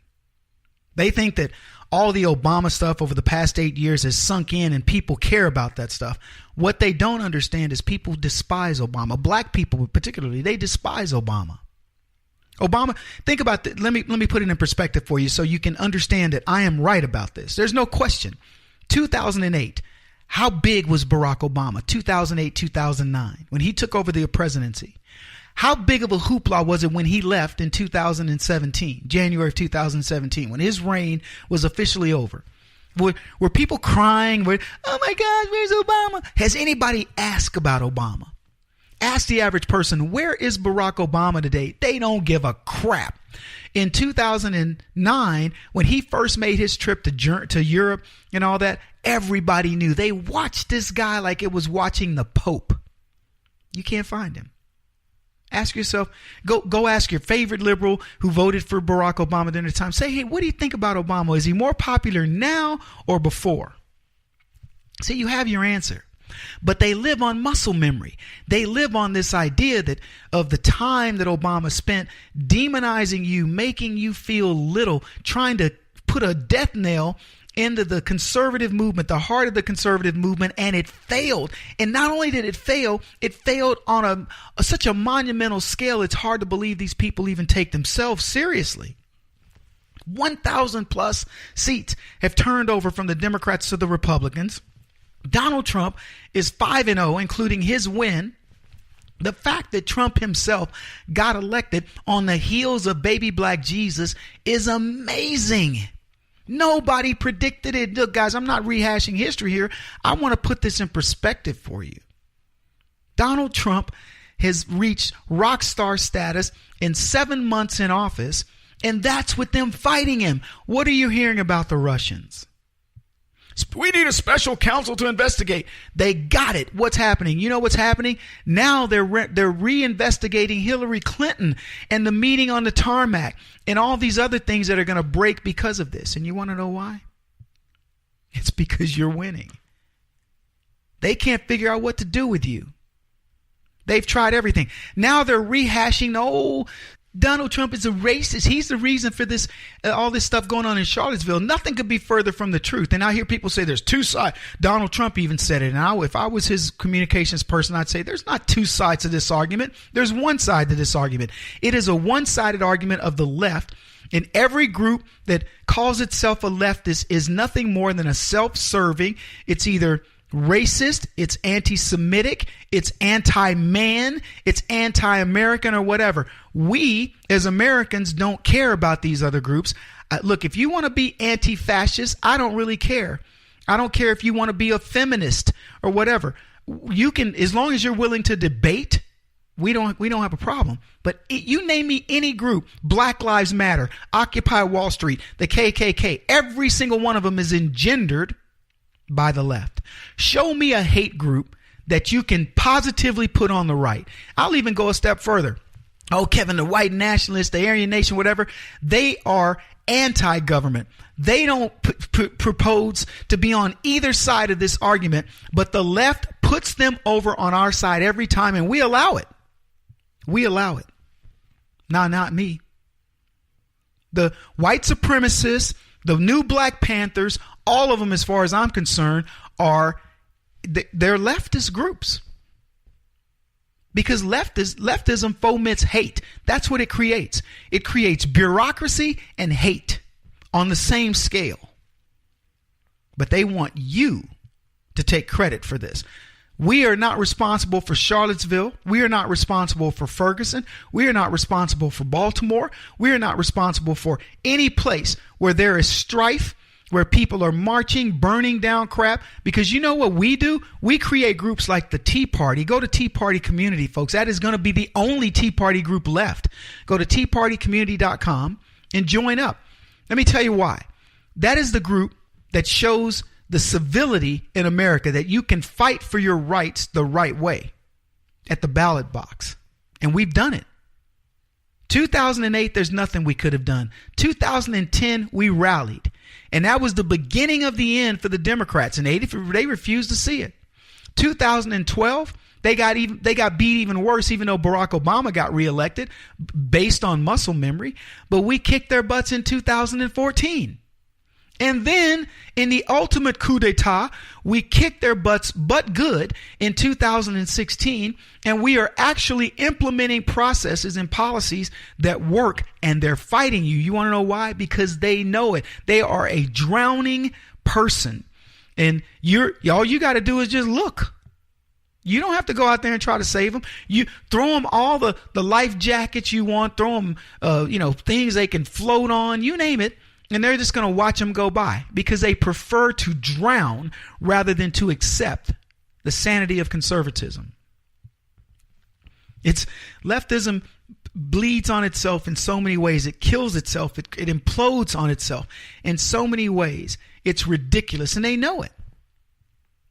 Obama was a disaster for the left, and yet they canonize him. That's their problem. They don't see it. And they wonder why we canonize Donald Trump at this point, because he's effective. He's fighting for us. Why would you not canonize a man who says, I'm going to drain the swamp, and he starts to drain it? Cuts to the VA. 500 people were fired from the VA. Barack Obama took Shinseiki's, what do they call it, when he resigned, resignation, and that's it. Everybody else intact. Didn't help veterans. IRS scandals out the wazoo. You think he cares? Of course not. And I could go on. So all I'm getting at, folks, is you're winning. They're going to try to set this narrative that you're not, but you are. And you're winning big. And all you have to do is stay the course. All you have to do is say, I'm going to man up. That includes you too, ladies. I'm saying it intentionally. Man up and be ready to fight. That's all you got to do. Hey, we got a lot to talk about. The mother of this victim that won't talk to Trump. Why? Because she's afraid of the backlash of the left and Trump being racist again. How about that? This is the Kevin Jackson Radio Show. Do you owe back taxes to the IRS or state? The secret to avoiding the IRS nightmare is to seek professional representation. My friends at Security Tax Associates provide the most cost-effective and ethical representation in the industry while helping to avoid seizures, levies, and wage garnishments. Security Tax Associates is here to ensure that the appropriate steps are taken to permanently eliminate any possibility of future tax burdens once and for all. For a free, no-obligation consultation, contact Security Tax Associates, 844-779-4177. That's 844-779-4177. 844-779-4177. Or visit them at securitytaxassociates.com.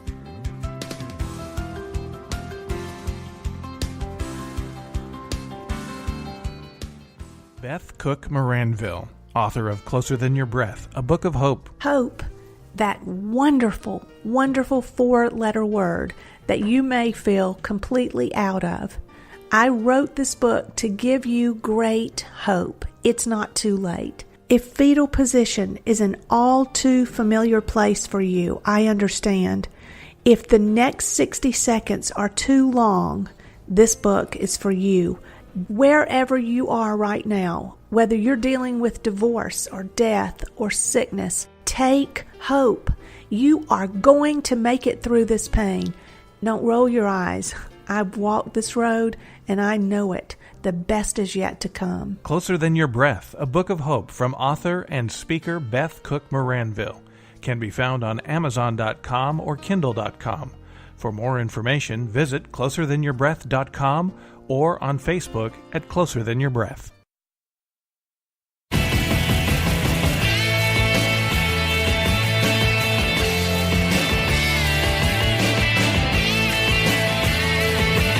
This is the Kevin Jackson Radio Show.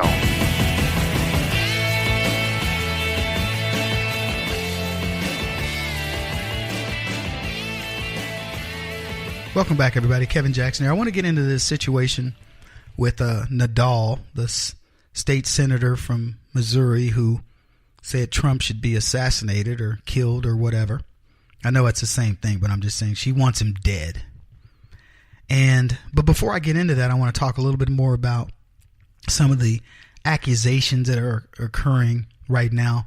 And I want to talk about the idea of Trump being racist in the bigger picture of things with the left, because it again shows a level of desperation. Now, I'll start it by asking you this. How much have you heard about the Russians lately? Not a whole lot, right? You have a special counsel who's supposedly convening grand juries or whatever else. There's nothing. Does Trump seem worried? Does anybody seem worried about the Russians in the Trump administration? The answer is no, because it's nothing. There's nothing there. So now, understanding that didn't work, the retreads of the left have said, hey, let's go look at racism. Let's accuse Donald Trump of being racist. And they push this narrative of the right being this. And I'll tell you right now, I'm going to be on TV all week saying that Charlottesville is the left. They own the KKK, the neo-Nazis, the Black Lives Matter movement, the new Black Panthers, all of it. I'm going to be making sure that the people understand leftists are the biggest racists on the planet, because that's what they are.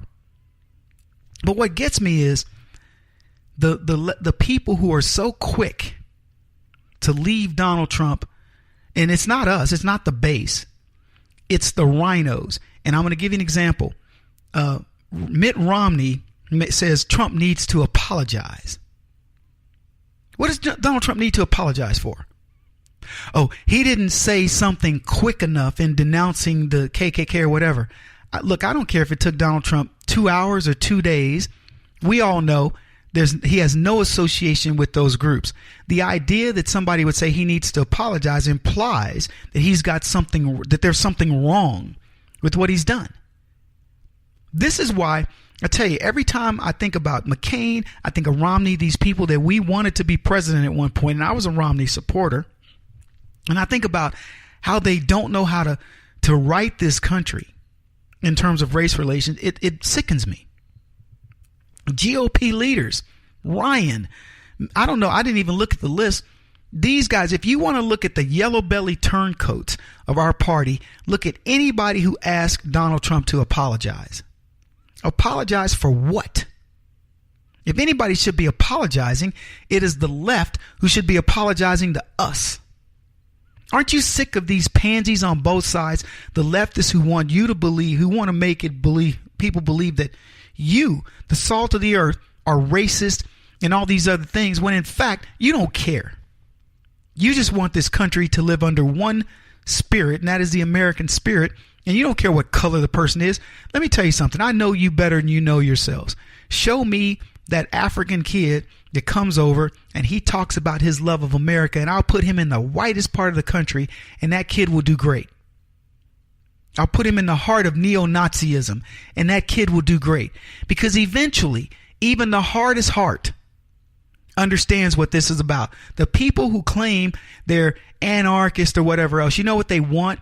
They want to see people who will do for themselves, who are not looking for excuses. And I can tell you this point blank because I lived in these little bodunk places. I've traveled through these bodunk towns where these former racists or people who believe themselves to be racist live, and they come back and they go, you know what, Kevin?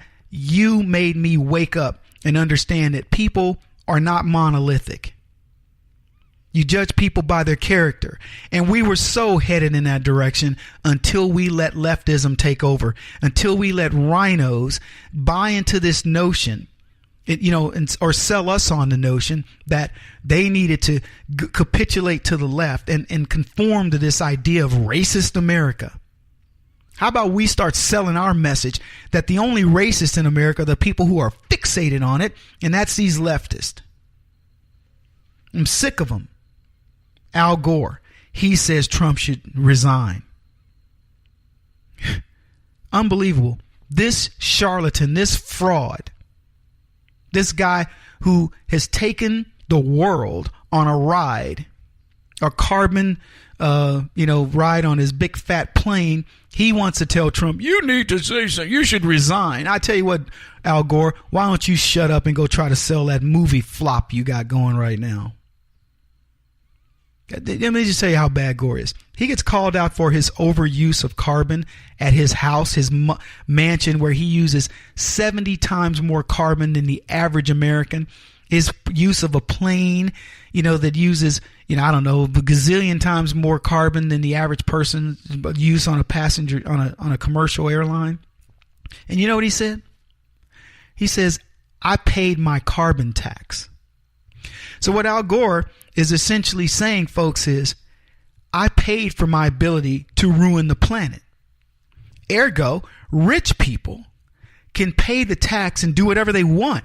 And this fool is too stupid to even recognize that that's what he's saying. But he wants Trump to resign. Yeah, because Al Gore, he's smart. See, Al Gore is smart. Barack Obama, he was the smartest president ever, right? Yeah. So Donald Trump is stupid. Ergo, he needs to resign. I'm just telling you guys, you got to understand this stuff, and you have to finally get it in your head. I'm not gonna capitulate. I'm not gonna succumb to this. I'm going to fight this. Every time one of these, I don't know who your representative is. You need to be sending letters saying, look, I support Trump. Support him, period. There's no need to apologize, and he's certainly, and for the record, Trump's not going to apologize, nor is he going to resign. But it's newsworthy for people to say that because, as I mentioned in this earlier segment in the broadcast, the muscle memory of the leftist, and this includes rhinos, is they believe that they're going to win in the end. They believe that the media is going to come down so hard on Trump that there was a meme that came out, and it was Donald Trump looking stern, and all it said was, "Don't worry, I got this." And you can bet that's the case. Don't worry, I got this. Now, that being said, you can't let Trump have to do all the dirty work. He can't do all the heavy lifting. They want to tire him out. Have you thought about how hard he works? Donald Trump's a workaholic, man. He knows how to take time off, and I'm glad he gets over to Mar-a-Lago and does other things. I hope he spends time with his family. I hope he golfs. I hope he relaxes because he's going to need it all. But when he's working, that dude can't be outworked. I know him because I am him. You cannot outwork me. Now, I can be outsmarted because I'm not always, Johnny on the spot, but I'm building the team to make that happen, hopefully. But I will not be outworked. So what we hope is that Trump is surrounding himself with the right people. And I will tell you, from Purdue, Mnuchin, and who's he got? The guy from ExxonMobil, who's the Secretary of State. It's a cabinet of studs is what it is. And in delegating that responsibility and fixing his, main staff, the chief of staff and all that, you're going to watch this guy just keep it going. And I'm telling you, folks, think about all the obstacles the left is putting in front of him and how he's still winning, and you get a picture of the future.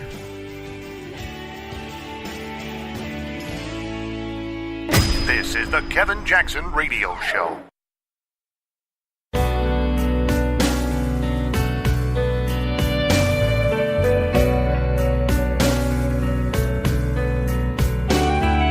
This is the Kevin Jackson Radio Show. It was inappropriate. I've said that 3 times now. And apologizing for it? No. When the president apologizes for what he says, I'll apologize. So but you go as far to say your statement was inappropriate. Yes. You're not apologizing. It was inappropriate. It was wrong. I posted it to my personal Facebook page, and I deleted it. But you're not apologizing? No. Welcome back, everybody. Kevin Jackson here. It's the Kevin Jackson Show, KJRadio.com. You can get my book, Race Pimping, at racepimping.com, because we're about to discuss race pimping. That's what Nadal, the senator from Missouri, is doing. She's race pimping. And it's amazing to me. What you heard there was a liberal apology. I'm apologizing by not apologizing. It was inappropriate, but I'm not apologizing. It was inappropriate that she wants the president of the United States killed, but she's not apologizing. Why? Because she believes that the era of Obama remains. She doesn't believe you exist. She doesn't believe that Donald Trump won by a big margin, particularly given what they thought was going to happen. She doesn't believe it. She doesn't want to believe it. She believes that the overwhelming majority of the people in America want to see an effective president, a guy who's actually doing something for all Americans, not special interests, but all Americans. And she thinks they want him dead. And she believes she can get away with this comment, and she probably will. And you're going, well, Kevin, the Democrats have spoken out against her and all that. I was on Fox and Friends the other morning, and I said, look, it doesn't matter what the Democrats say. They love the Nadals of the world. Those are their attack dogs. See, she's saying what many of them want to say but would be afraid to say. So they hang her out to dry for a little bit, but they don't really want her gone. That would be like saying they want the Congressional Black Circus members gone, all those silly Negroes. They don't want those people gone. Those people are the ones who scream the loudest, who are the squeaky wheel, who make all legislation happen. Did I mention my book, Race Pimping? Get it at racepimping.com, because that's where you need to go. The reason they need these people is every single piece of legislation that they want to shove down your throat, they will get an Adal or a Maxine Waters or a Charles Rangel, or you name it, a Sheila Jackson Lee, to squeak about it and pretend black people are all up in arms when black people don't even care. Black people didn't care about Obamacare. And I'll tell you something, black people certainly don't want to see the president of the United States assassinated, regardless of his color. And the idea that a senator, a state senator, would have the gall to say that is ridiculous. It's essentially saying we are uncivilized as blacks. If we don't like what somebody's doing, kill them. That's the leftist black for sure. Kill the person you disagree with. How many threats do I get? I got somebody just 2 days ago. I went on TV. You're Uncle Tom sellout. I wish I could do this or that. Yeah, I wish you could too. Because let me tell you, brother, it wouldn't go your way. And I know there are people that don't like me talking about when I get these threats in my response, because you know what? You're sensible people. You're civilized. You don't believe that people would actually threaten me or my family over a disagreements of how we may feel about one thing or another. But I'm not going to assuage you. If you want to threaten Kevin Jackson, I accept. I will show up and whoop your butt. That's what'll happen. I'm not running from you. I'm not afraid of you. And most of these cowards, the minute that you fight back and you say, I'm not joking. Look, I'm a public person. You know where I'm going to be. Show up and watch what happens. I had some guys show up. I was speaking somewhere.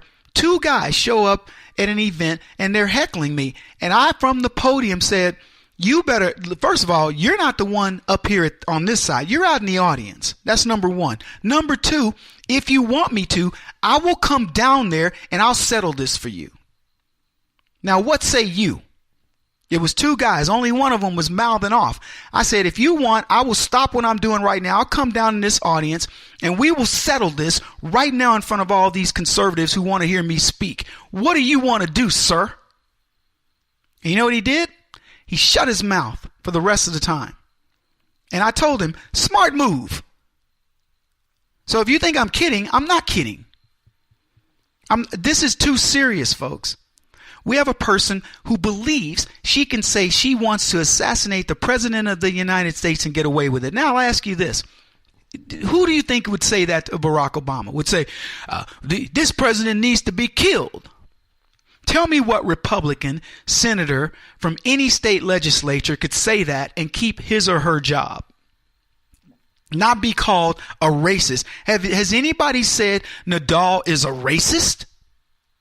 Okay, well, let me be the first. Nadal is a racist. She wouldn't say that about Obama. Obama could, as I said one time in arguing about Hillary Clinton, I said Obama could be wearing a Confederate suit with a Nazi, with an I love Nazi button and a Hitler mask, and people would still love him on the left. That's how good they feel about that man. That's how much they care about his view. But Donald Trump does nothing and they want him killed. Nothing. I'm talking about nothing bad. Donald Trump has done amazing things for this country already. And I'll ask you this. What do you think he could have done unencumbered? What do you think Donald Trump could do if he woke up and suddenly the media was reporting all the great things that he's done? They're reporting the unemployment. They're reporting that black unemployment has fallen 1 complete percentage point under Donald Trump. Barack Obama couldn't do it. Fallen to, I think, a 17 or 29-year low. I have to forget the numbers. But black unemployment is the lowest point it's been in almost 2 decades. It's safe to say that. You think Nadal cares about that? Black people are getting good jobs. Soon, black people will live in safer neighborhoods because Donald Trump's threatening to send the National Guard into Chicago. Why? Because Rahm Emanuel's not going to do anything. Rahm Emanuel depends on black people, the criminals running the black communities. These people meet.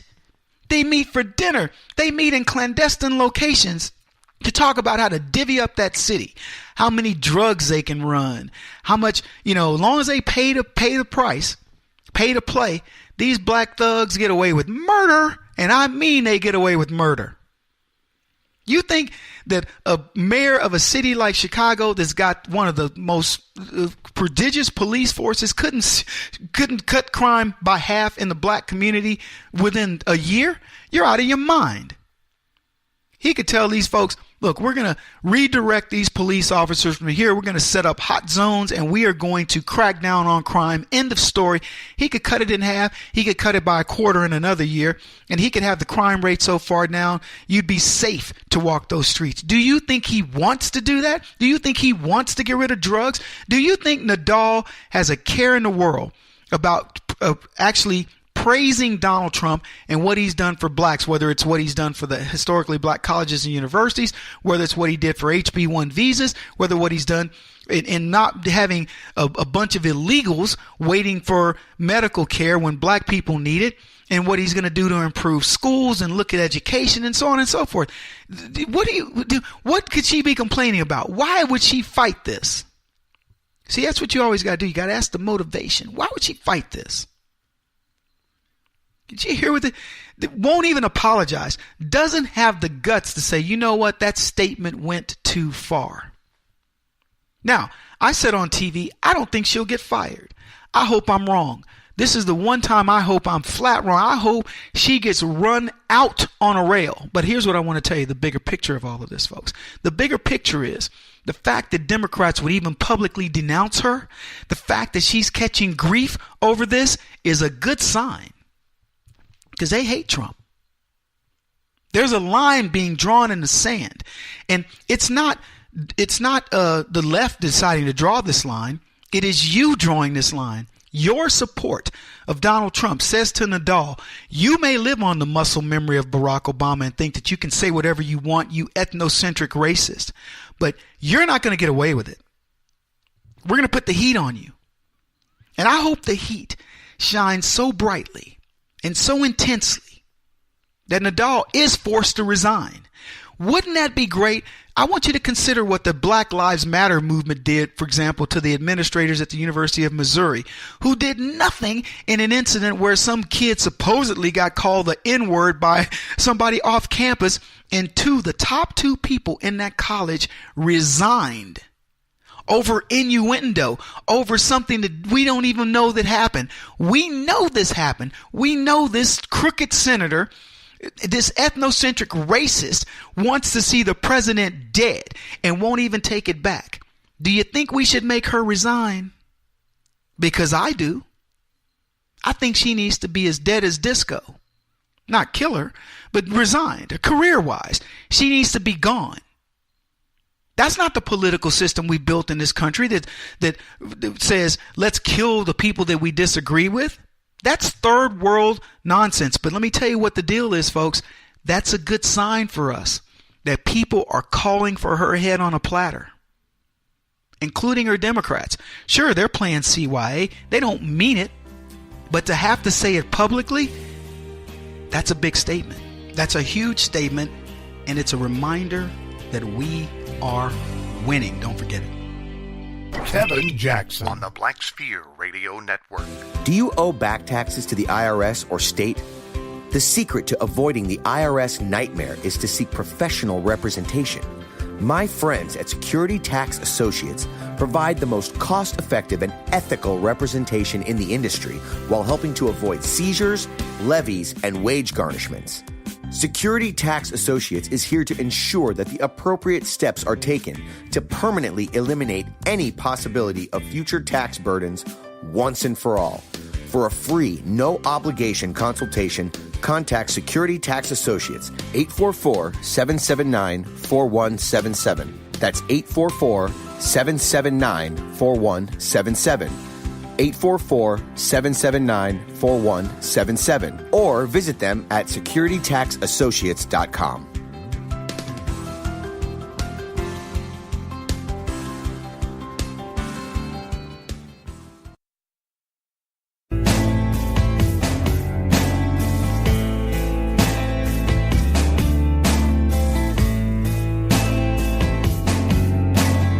Putting an end to identity politics. This is the Kevin Jackson Radio Show.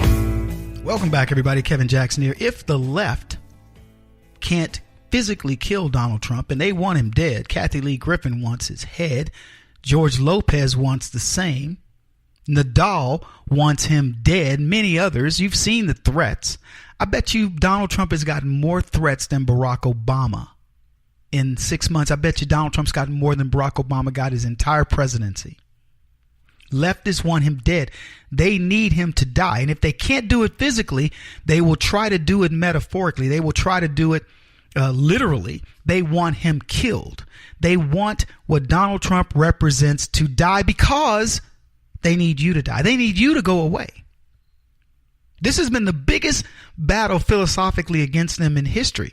Now, we felt it in 2008. We were like, this is the biggest affront we could possibly have. And it was true. They had their golden boy, Barack Obama, and there was nothing we could do about it. It wouldn't matter if we ran Jesus himself against Barack Obama. The left were going to elect that fraud no matter what. Jesus would have been vilified if we'd run him. Remember that time you went in the temple and you turned over the tables? You don't have the temperament to be President Jesus. I mean, they would have crushed him because that's what they do. The left have to destroy Donald Trump. So anybody we ran, well, I went off subject a bit here, but anybody we ran back in 2008 was going to be crushed under the weight of everything that Barack Obama represented. And then guess what? Their Waterloo came in 2016. Ironically, after Barack Obama has had his reign of terror for 8 years, where leftism creeped in every piece of your orifice, every pore in your body now oozes leftism, and he's gone with not a remnant. There's nothing left to show for this guy, and we get Donald Trump, and they need him dead, real or metaphorically. They need this man killed, crushed. And so what do? They give you all the things that you could possibly, they call him everything it could potentially be, knowing that that's what they are themselves. They say he's a sexist. He will grab women by the you-know-what. Show me a man that won't. I mean, let's just be real.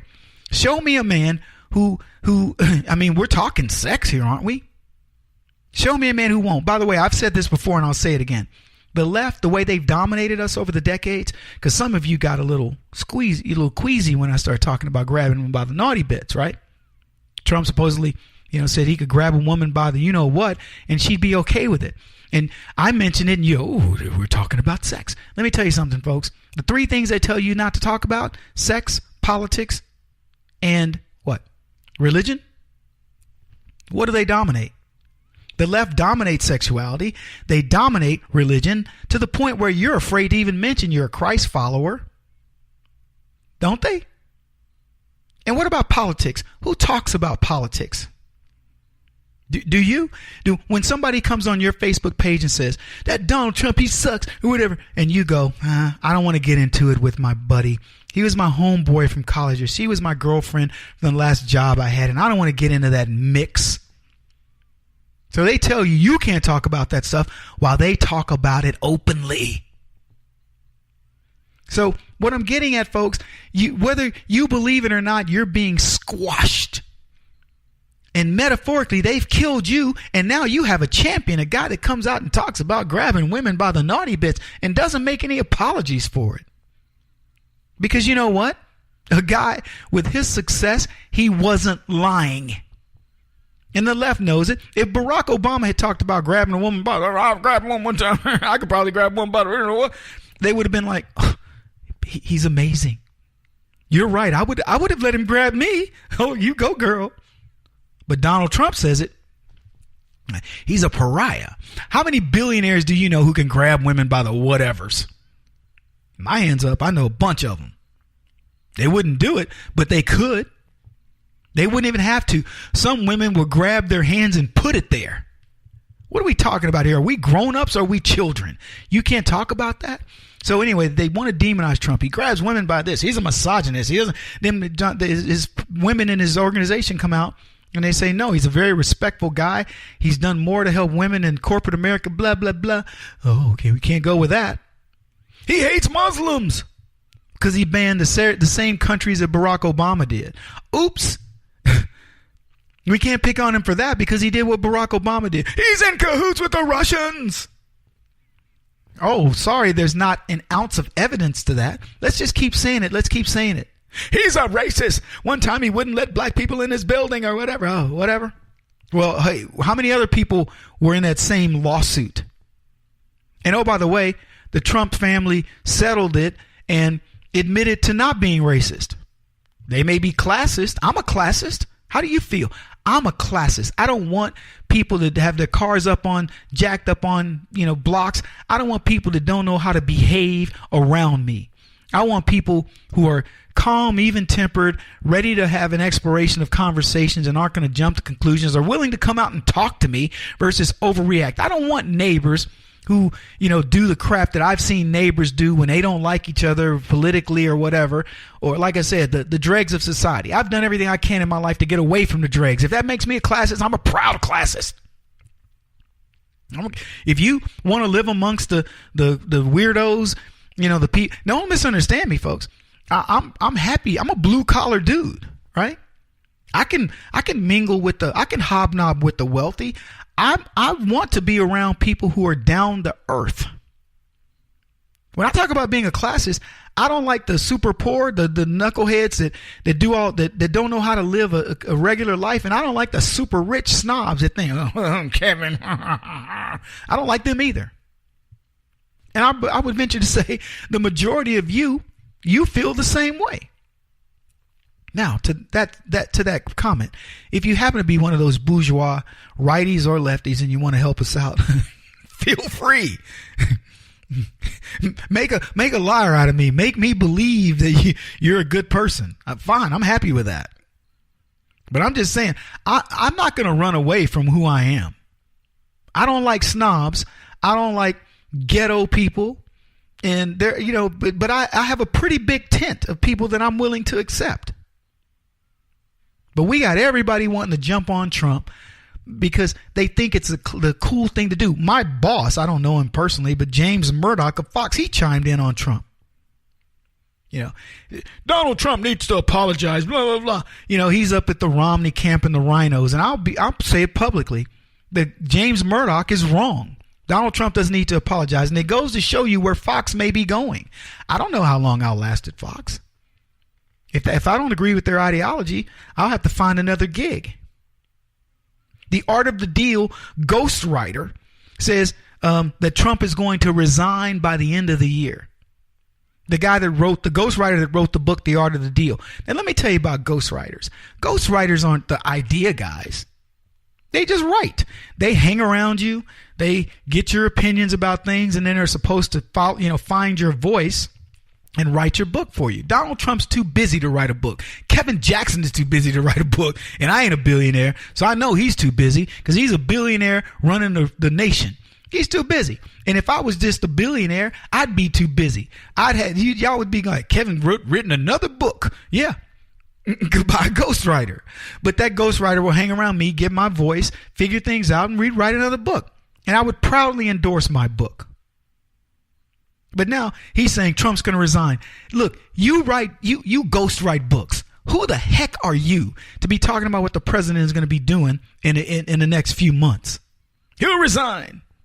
And the media reports it like he was Trump's right-hand man on the inner circle. Oh, Donald Trump is afraid. This is a dude who hung around Trump for a little while when he was a businessman. And by the way, knowing that about Donald Trump, he should know in the Art of the Deal, there is no surrender. There is no surrender. You have to be willing to walk away, to say, I don't care. Do you think Donald Trump's willing to walk away from the left, walk away from the rhinos, walk away from North Korea, walk away from the Obamacare? You doggone skippy he is. Yes, I did. They want you to believe. A ghostwriter now suddenly has public prominence. Because how many ghostwriters do you know? Let me just put it to you that way. How many do you know? Well, Kevin, I have this friend. How much do you respect that friend? I mean, is that friend you go, oh, geez, I got a political thing I need to know about. Let me call my ghostwriter friend. But the media wants you to believe this guy is bigger than life because he wrote a book for Donald Trump a decade or more ago. He's nothing. He's a nobody in the political scheme of things. He's nothing. But he's relevant now, right? His ghostwriter says he will resign. Really? What does Trump say? What does his inner circle say? Do any of you believe Donald Trump will resign? I think I've made my point. He won't stop until he's the top-rated radio talk show host in America. What kind of weird competitive freak are you? This is the Kevin Jackson Radio Show.